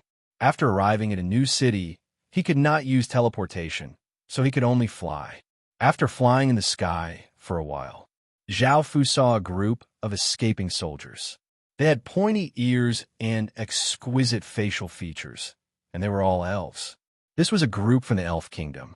The Elf Kingdom had been conquered by 2 alchemist factions, and many of them had escaped. There were around 20,000 of them, and their auras were not weak at all. A beautiful woman with a mature figure and a cold aura wearing a silver robe looked at Zhao Fu in the sky and slightly frowned. She was the most powerful person in the group and was responsible for the group's safety. She was also the Elf Kingdom's queen, and her name was Chris. Zhao Fu noticed Chris and gave a trace of a smile as he flew towards the group. Chris immediately called out, "Stop!" Zhao Fu came to the front of the group. Chris said coldly, "What do you want?" Zhao Fu smiled as he said, "Nothing much. I just came to see you." Chris coldly harumphed, "Kill him." The dozens of guards gave off powerful auras as they charged at Zhao Fu, looking quite terrifying. Zhao Fu waved his hand, and a powerful energy blasted out, sending the guards flying back. They crashed to the ground and coughed up a mouthful of blood. They were only injured, and Zhao Fu did not kill them. Chris's expression was quite serious. From a moment that Zhao Fu had flown over, she had understood that Zhao Fu was not ordinary, and it seemed that he was indeed quite powerful. Normally, Chris would definitely kill Zhao Fu, but they were a group that could be destroyed at any moment, so they had to avoid any accidents. A bespectacled, voluptuous woman wearing a robe walked over and said, "Queen, this person dares to provoke us despite seeing so many of us. This person dared to provoke us even after seeing so many of us. He should have the ability to deal with us. You have to be careful." Her name was Tree, and she was a minister of the Elf Kingdom. Hearing this, Chris looked at Zhao Fu and said, "What is your purpose? If it's for money, I can give you some, but please leave immediately." Zhao Fu smiled and said, "I'm not interested in money. I'm more interested in you." Crazy felt a wave of humiliation and could not take it anymore. She took out a wooden staff and sent a wave of power into it, causing the top of the wooden staff to give off a green light. A huge tree immediately grew beneath Zhao Fu's feet, wrapping around Zhao Fu's body and preventing him from moving. This was the spirit tree, and it contained the power of absorption and suppression. It was specially used to subdue enemies. Crazy let out a sigh of relief, looked at Zhao Fu, and said, "You dare to be so bold with just this bit of strength?" Zhao Fu smiled and struggled with all his might. The elven tree immediately split apart and flew away. Chris's expression changed. Zhao Fu smiled and said, "I don't have any purpose for coming here. I'm interested in you. As my woman, I'll let you go." Chris said furiously, "Don't even think about it." Chris once again waved her wooden staff, and 10 or so massive wooden spikes containing immense force shot toward Zhao Fu, creating a gust of wind. Zhao Fu stretched out a hand, and a massive wave of power spread out, easily blocking the wooden spikes. The others understood that with Chris's strength, she was not a match for Zhao Fu. A few princesses walked out and said, "We'll help you." A few princesses took out magic staffs and sent their power into them, causing the top of the magic staffs to give off green light. A slim princess released a green python and shot toward Zhao Fu. A concubine with exquisite facial features unleashed countless green leaves that shot out like flying daggers. A pure-looking concubine unleashed a wooden flying sword, which gave off a powerful aura as it flew toward Zhao Fu. A princess with a cold aura released wooden spikes and quickly flew toward Zhao Fu. Massive sounds rang out as shocking auras spread out. Although the attacks looked powerful, they were unable to break through Zhao Fu's defenses. Zhao Fu gave a trace of a smile as he said, "What other powers do you have? Hurry up and use them." Everyone's expressions were quite unsightly. They had attacked with their full strength, but were unable to break through this person's defenses. This person was simply too powerful. Boom! Zhao Fu pushed out with his hand, and a massive wave of power blasted out, causing the wooden spikes and leaves to shatter, and the women were forced back a few steps. Looking at the women, Zhao Fu smiled and said, "Looks like you're unwilling to listen. I'll kill everyone here." Zhao Fu raised a hand, and a massive wave of demonic qi rushed into the sky. An enormous black door appeared, giving off waves of demonic qi. The powerful demonic qi caused everyone's bodies to feel cold and felt immense terror. The women did not doubt that this attack could kill them all. Chris stared at Zhao Fu and said furiously as she gritted her teeth, "Wait." Zhao Fu looked at Chris and asked, "What is it?" Chris said coldly, "I promise you that you'll spare them." Hearing that the queen had agreed to such a humiliating condition, everyone was furious and cried out, "Queen, don't agree. We'll fight him to the death." The princesses looked at the queen with pained expressions and cried out, "Big sister." Chris said with a cold expression, "Even if we all work together, we won't be a match for him. Don't waste your strength. Our elf kingdom's legacy cannot be broken. Your king sacrificed himself to protect us, so I can sacrifice myself to protect you." Hearing this, everyone felt incredibly touched, and some people started to cry. Zhao Fu lightly laughed. "I've changed my mind. I want all of the women." "What?" Chris cried out angrily. Everyone furiously looked at Zhao Fu. If looks could kill, Zhao Fu would have been killed many times over. Zhao Fu laughed as he said, "I want all of the women." Boom! In the sky, a massive demonic gate opened and countless demons flooded out like a flood. The terrifying aura caused people to feel despair. The countless demons coiled in the sky, looking like a massive black cloud that covered the countless people, giving off a massive pressure. The demons savagely looked at the people on the ground, making them feel even more terrified. Chris angrily cried out, "Take back those demons, I promise you." Sensing this power of despair, everyone did not have the will to resist like before. They were all filled with fear and despair, and they silently lowered their heads, with a few angrily glaring at Zhao Fu. Zhao Fu lightly laughed, "Sure." The demon gate gave off a massive suction force, sucking all of the demons into it.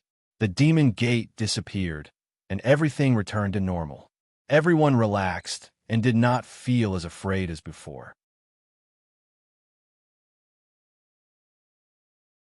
Chapter 32:11.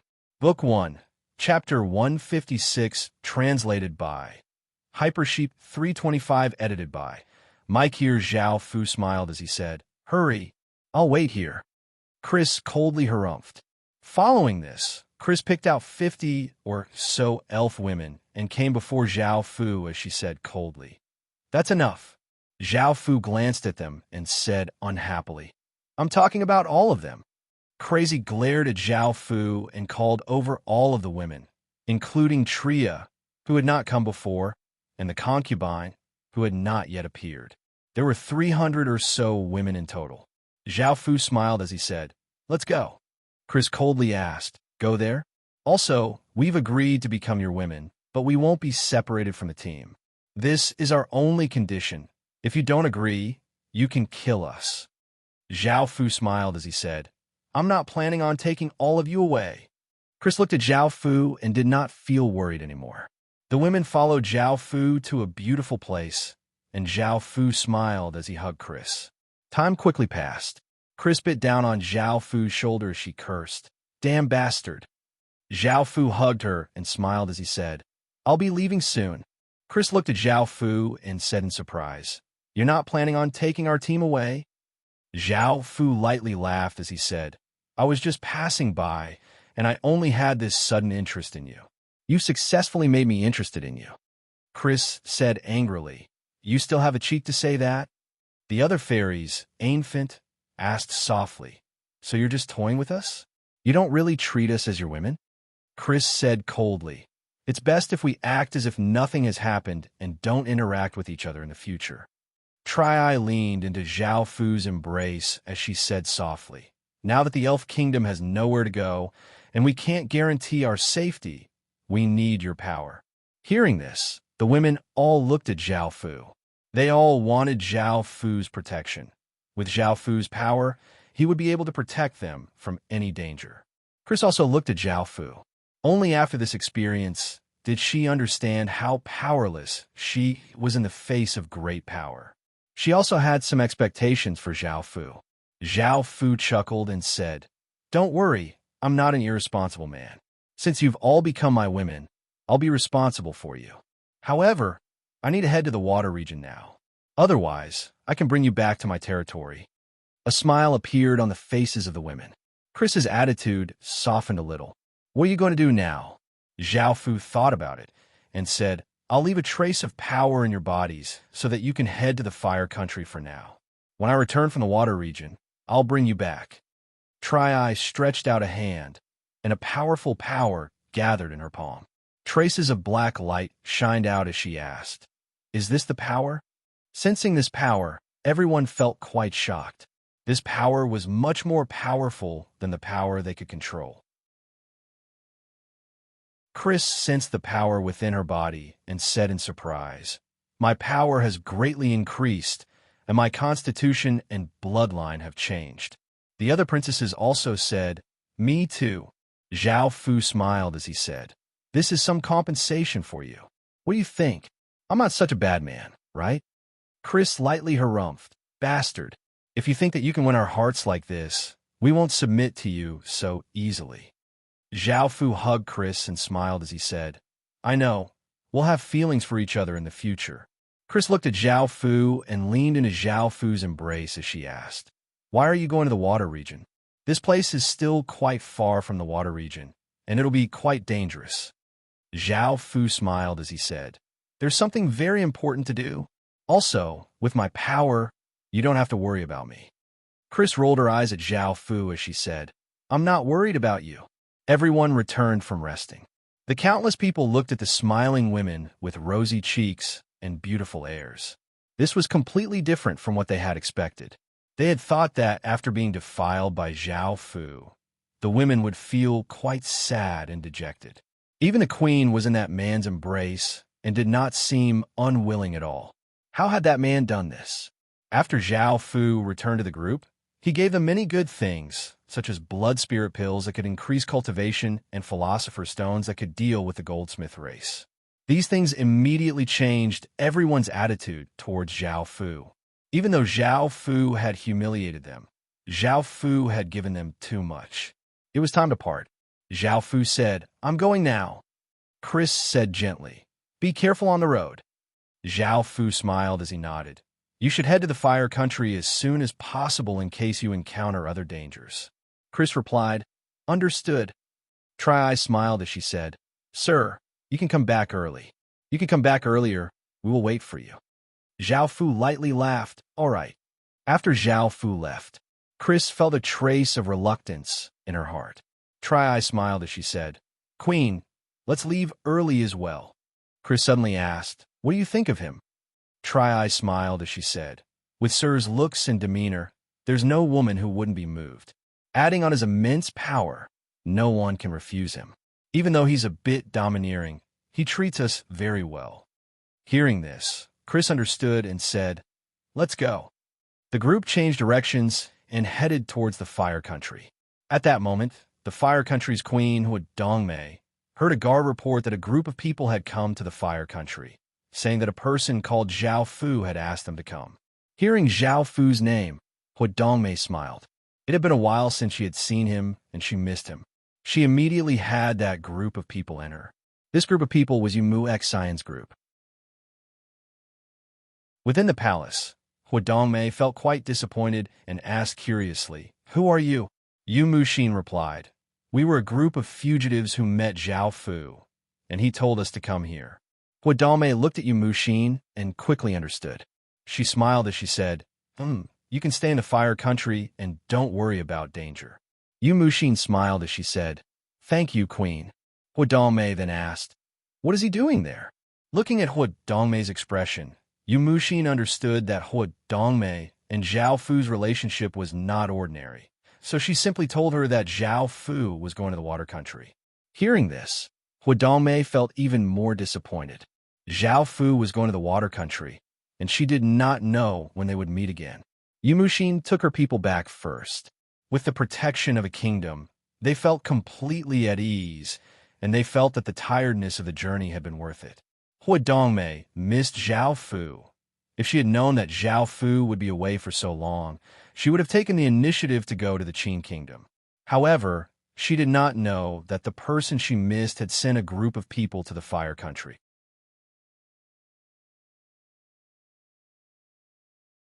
Chapter 32:12. Book I, Chapter 157. Zhao Fu flew to a new place and saw many people gathering there. After asking around, he found out that there was a holy spring called the Spring of Life and Death, and it was rumored that it had the effect of bringing the dead back to life. Now, the card world, alchemy world, and heaven awakened world wanted to monopolize this holy spring. The three sides were preparing to fight over this holy spring. Zhao Fu was quite interested in this and also flew towards that place. Zhao Fu came to a land of death. Why was this place called a land of death? It was because there were no plants or animals here. The ground was black and gave off a dense deathly aura. It seemed that the effects of a life and death spring were pretty good, as it had sucked away the life force of a large area. Continue to fly. More and more people arrived. It was not just people from a heaven awakened world, but also people from the card world and alchemy world. There was a 10 or so meter wide spring at the center, and black spring water continuously flowed out of it. It gave off an extremely dense, deathly aura, and if Zhao Fu had not heard of this spring, he would have thought that it was a dead spring. Now, this spring was protected by an array formation. On the heaven awakened world side, a tall and well-built big man called out angrily, "Your card world and alchemy world invaded our heaven awakened world and want to steal our holy fountain. You're going too far." A tall and thin man from the gold refiner clan, whose upper half of his face was made of metal, sneered. "You can blame us for this?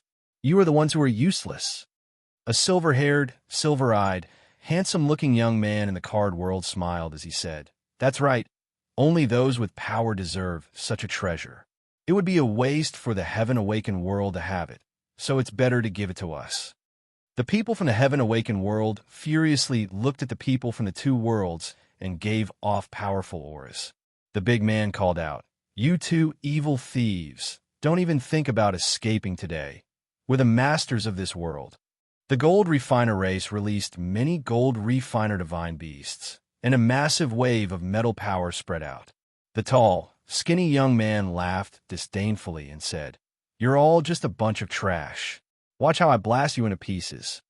On the card world side, the cavalrymen gave off powerful auras, and their bodies gave off all sorts of lights. The handsome young man smiled and said, "You guys better scram." The burly man became furious and yelled, "Kill them all." The heaven awakened world's people gave off a powerful aura as they rushed towards the alchemy world and the card world. The alchemy god beasts on the card world side shot out powerful beams of light and started to aggro the card world side. Some beams of light shattered the heaven awakened world people's bodies, and some cavalrymen's spears pierced through their bodies. The heaven awakened world people were not that weak, and some charged over to attack the god beast and card world cavalrymen. They also released some large creatures. The three parties engaged in a chaotic battle. Boom! A refinement holy beast gathered all of its barrels and shot out many rays of light, piercing through a large creature's body like a hornet's nest. A large elephant-like creature ferociously rushed over, its long tusks piercing into the sacred beast's body, sending it flying. The card world's cavalrymen were split into many groups, and they were like rays of light as they quickly weaved through the battlefield. They cut apart large creatures and people's bodies incredibly quickly, looking quite evil and bloody. The heaven awakened world's people attacked the cavalrymen from the back and sides. The cavalrymen were at the front, and the back and sides were their weak points. Because this was the heaven awakened world, there were many heaven awakened world people. Even though there were many casualties, they were not at a disadvantage, and the card world and alchemy world also suffered some casualties. Xing, the burly man, took out a massive sword and slashed toward the alchemy race's tall and skinny young man, sending out a massive sword light. The tall and skinny young man took out a large saber and also rushed towards the burly man. The handsome young man from the card world also held a spear and rushed over. The two of them worked together to attack the burly man. Even though the burly man was not weak, facing their continuous attacks, he started to be injured. Boom! A heaven awakened world person wearing robes threw a massive fireball at the tail of a cavalryman. A massive explosion sounded out, sending dozens of cavalrymen flying, and countless corpses flew everywhere. A snake-like sacred beast opened its mouth and devoured a heaven-awakened world person who was not weak before biting towards another heaven-awakened world person. A heaven-awakened world person held a bow and shot out an arrow, which quickly pierced through a gold-awakened world person's body. A card world person threw out a card, which turned into a spear and pierced through a heaven-awakened world person's body. A gold-awakened world person slashed out with his sharp claws, sending out 5 arcs of light and slashing apart a heaven-awakened world person's body. A heaven-awakened world person vigorously swung his axe, sending a card world person flying. Bang! A muffled explosion sounded out as the burly man was kicked flying by the gold-awakened world young man, causing him to cough up a mouthful of blood. The heaven-awakened world people started to lose out, and more people died. At that moment, the people of the card world suddenly launched an attack on the alchemy world. Groups of cavalrymen brought with them a powerful force and sent the alchemy holy beasts flying. Some of the cavalrymen stabbed with their spears of power, and a terrifying spear energy pierced through the alchemy holy beasts. The card world and the gold-awakened world were not friends but competitors. Because there was only one life and death fountain, the gold-awakened world was also a target. Of course, the card world people did not let off the heaven-awakened world people, and a portion of them continued to attack the heaven-awakened world people. The gold-awakened world people also started to attack the card world people. Rays of light blasted towards the card world people, causing explosions to sound out as some people were blasted flying. The heaven-awakened world people vigorously attacked the people from those 2 worlds. The 3 sides started to fight even more intensely. The gold-awakened world young man immediately attacked the handsome young man from the card world. As the 2 of them fought, the big man also rushed towards the 2 of them. Massive sounds continuously sounded out as blood flew everywhere, and more people died. By now, Zhao Fu had stealthily come near the life and death fountain. He was relying on the magic formation to protect the life and death fountain, or else the shockwaves from the battle would easily destroy it. Zhao Fu did not destroy the magic formation, and instead used the evil celestial's power to fuse into the magic formation.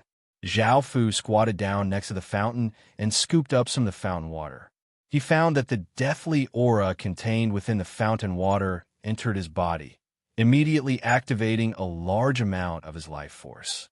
This felt quite interesting, and Zhao Fu looked toward the center of the fountain.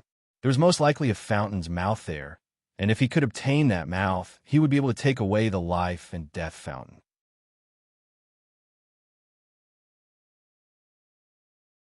Chapter 32:13, Book 1, Chapter 158, translated by Hypersheep 325, edited by Mike. Here, the handsome-looking young man from the card world was the first to discover that someone had entered the magic formation, and he hurriedly called out, "Wait! The holy spring is about to be taken away." Hearing this, the other 2 people stopped and looked towards the life and death spring, and they found that there was indeed a black-cloaked person who had entered. They were risking their lives and did not want the holy spring to be obtained by someone else, so they immediately rushed toward Zhao Fu. Zhao Fu ignored them and slammed his palm against the ground, causing a pillar of water to shoot up from the center of the spring. It was 5 or 6 meters tall, and the black spring water continuously condensed at the top of the pillar, forming a small black fish. The small fish looked like a carp and was completely black, including its eyes and fins. It was as big as half a palm and looked quite pretty. Zhao Fu felt quite surprised.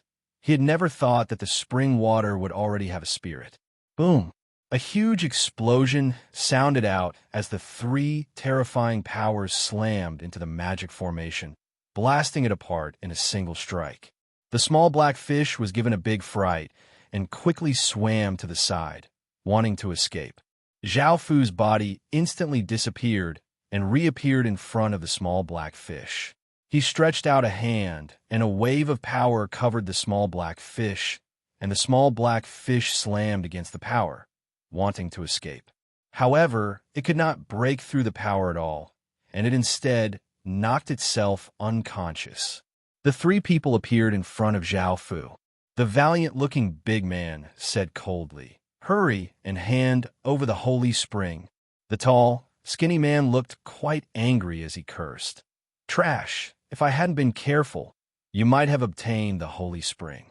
Many of my people died because of this holy spring. The handsome-looking young man laughed as he said, If you give the holy spring to me, I can guarantee that you'll be able to leave safely. Zhao Fu glanced at the three of them before turning and leaving. Seeing that Zhao Fu did not place them in his eyes, the three of them felt quite angry and brought with them a massive wave of power as they blasted toward Zhao Fu. Bang! Bang! Bang! Zhao Fu turned and waved his hand, and an even more terrifying power blasted towards the three of them, sending them flying back. They coughed up large mouthfuls of blood and looked at Zhao Fu with pale faces. The people on the battlefield stopped and looked at Zhao Fu. Boom, boom, boom. The alchemy divine beast took the initiative to attack. Countless beams of light emitted a destructive aura as they rapidly blasted towards Zhao Fu, as if they wanted to destroy everything. Bang, bang, bang. Many explosions sounded out as explosive power spread out, causing the ground to crack and light to shoot out in all directions. Shockwaves spread out. Everyone looked ahead nervously. With so many alchemy divine beasts attacking at the same time, they should be able to finish him off. But when the shockwaves subsided and the dust settled, Zhao Fu was standing in the same place as if nothing had happened. There was not even a speck of dust on him. Everyone's expressions changed. So many terrifying attacks were actually unable to harm him. How could he? Boom!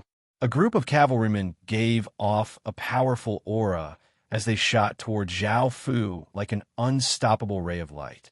Zhao Fu stretched out his other hand, and a powerful force surged out, condensing a demon sword above Zhao Fu's palm. Zhao Fu then swung his hand. Boom! The demonic sword instantly sliced through the void, and the terrifying sword force also instantly sliced many of the cavalrymen into pieces. Blood splattered everywhere, and the scene was extremely bloody. Roar! Roar! Roar! The large creatures gave off massive roars and ferociously charged at Zhao Fu. Their terrifying auras caused people's hands and feet to feel cold, and they felt terror in their hearts. Clang, clang, clang. The sound of massive chains could be heard as massive black chains shot out from the ground, binding up the large creatures. The large creatures struggled, but could not break free from the chains, because they were from the heaven-awakened world and could deal with the alchemy world and the card world. Zhao Fu did not kill them, and only used the chains to bind them. Everyone looked at Zhao Fu in shock and did not dare to attack Zhao Fu anymore.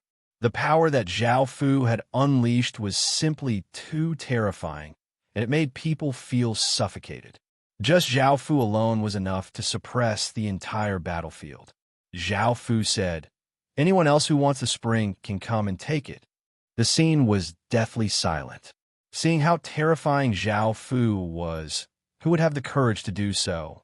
Moreover, even if they went, they would only be seeking death. No one was that stupid. Zhao Fu looked at the big man and the other two.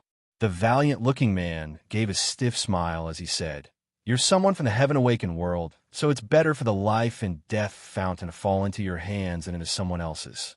I have no objections. You can take the spring." The handsome-looking young man said, "You're the strongest, and I'm not a match for you." There's nothing more to say. The tall and skinny man did not say anything. Facing Zhao Fu's immense power, he still felt quite afraid. Zhao Fu disdainfully harumphed and left with the little black fish. Seeing Zhao Fu leave, everyone let out a sigh of relief. The valiant-looking man and the others looked at each other. Now that the life and death fountain had been taken by someone else, they were not interested in fighting anymore, so they left. A few people came to the big man's side and asked curiously, "Who was that person? How is he so powerful? It's my first time seeing such a powerful person." The valiant-looking man shook his head and said, "He doesn't know who Zhao Fu is." Even though Zhao Fu's cultivation seems to only be at the Void Realm, his power seems to far surpass the Void Realm, making him feel quite powerless. The valiant-looking man looked at the life and death fountain. Now that it had lost the spring, Even though there was still some spring water, it would not be very effective. If it was carefully taken care of for a few hundred years, it would be possible to condense another spring. Zhao Fu sat on a patch of grass and looked at the little black fish swimming on his palm. He smiled and said, "Recognize me as your master now." The little black fish looked at Zhao Fu curiously like a newborn baby and did not understand what Zhao Fu meant. This was most likely a spirit that had formed recently, which was why it was like this. The older it was, the more intelligent it would be. Zhao Fu cut his finger with his fingernail and squeezed out a drop of blood.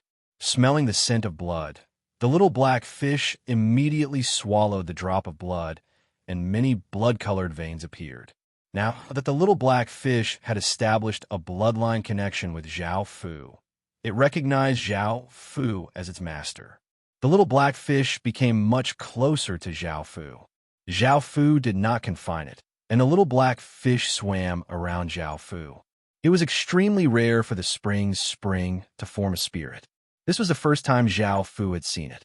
If it was nurtured, it would become a spring that could walk around, and the power it contained would be purer than ordinary spring water.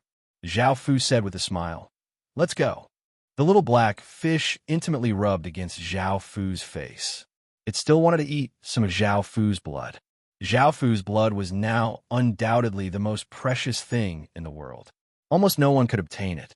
This little black fish staying by Zhao Fu's side was its fortune. Zhao Fu smiled and squeezed out a few drops of blood to feed the little black fish. Then he took the little black fish and flew to the side. You're tuning in to the Warrior Lore YouTube channel.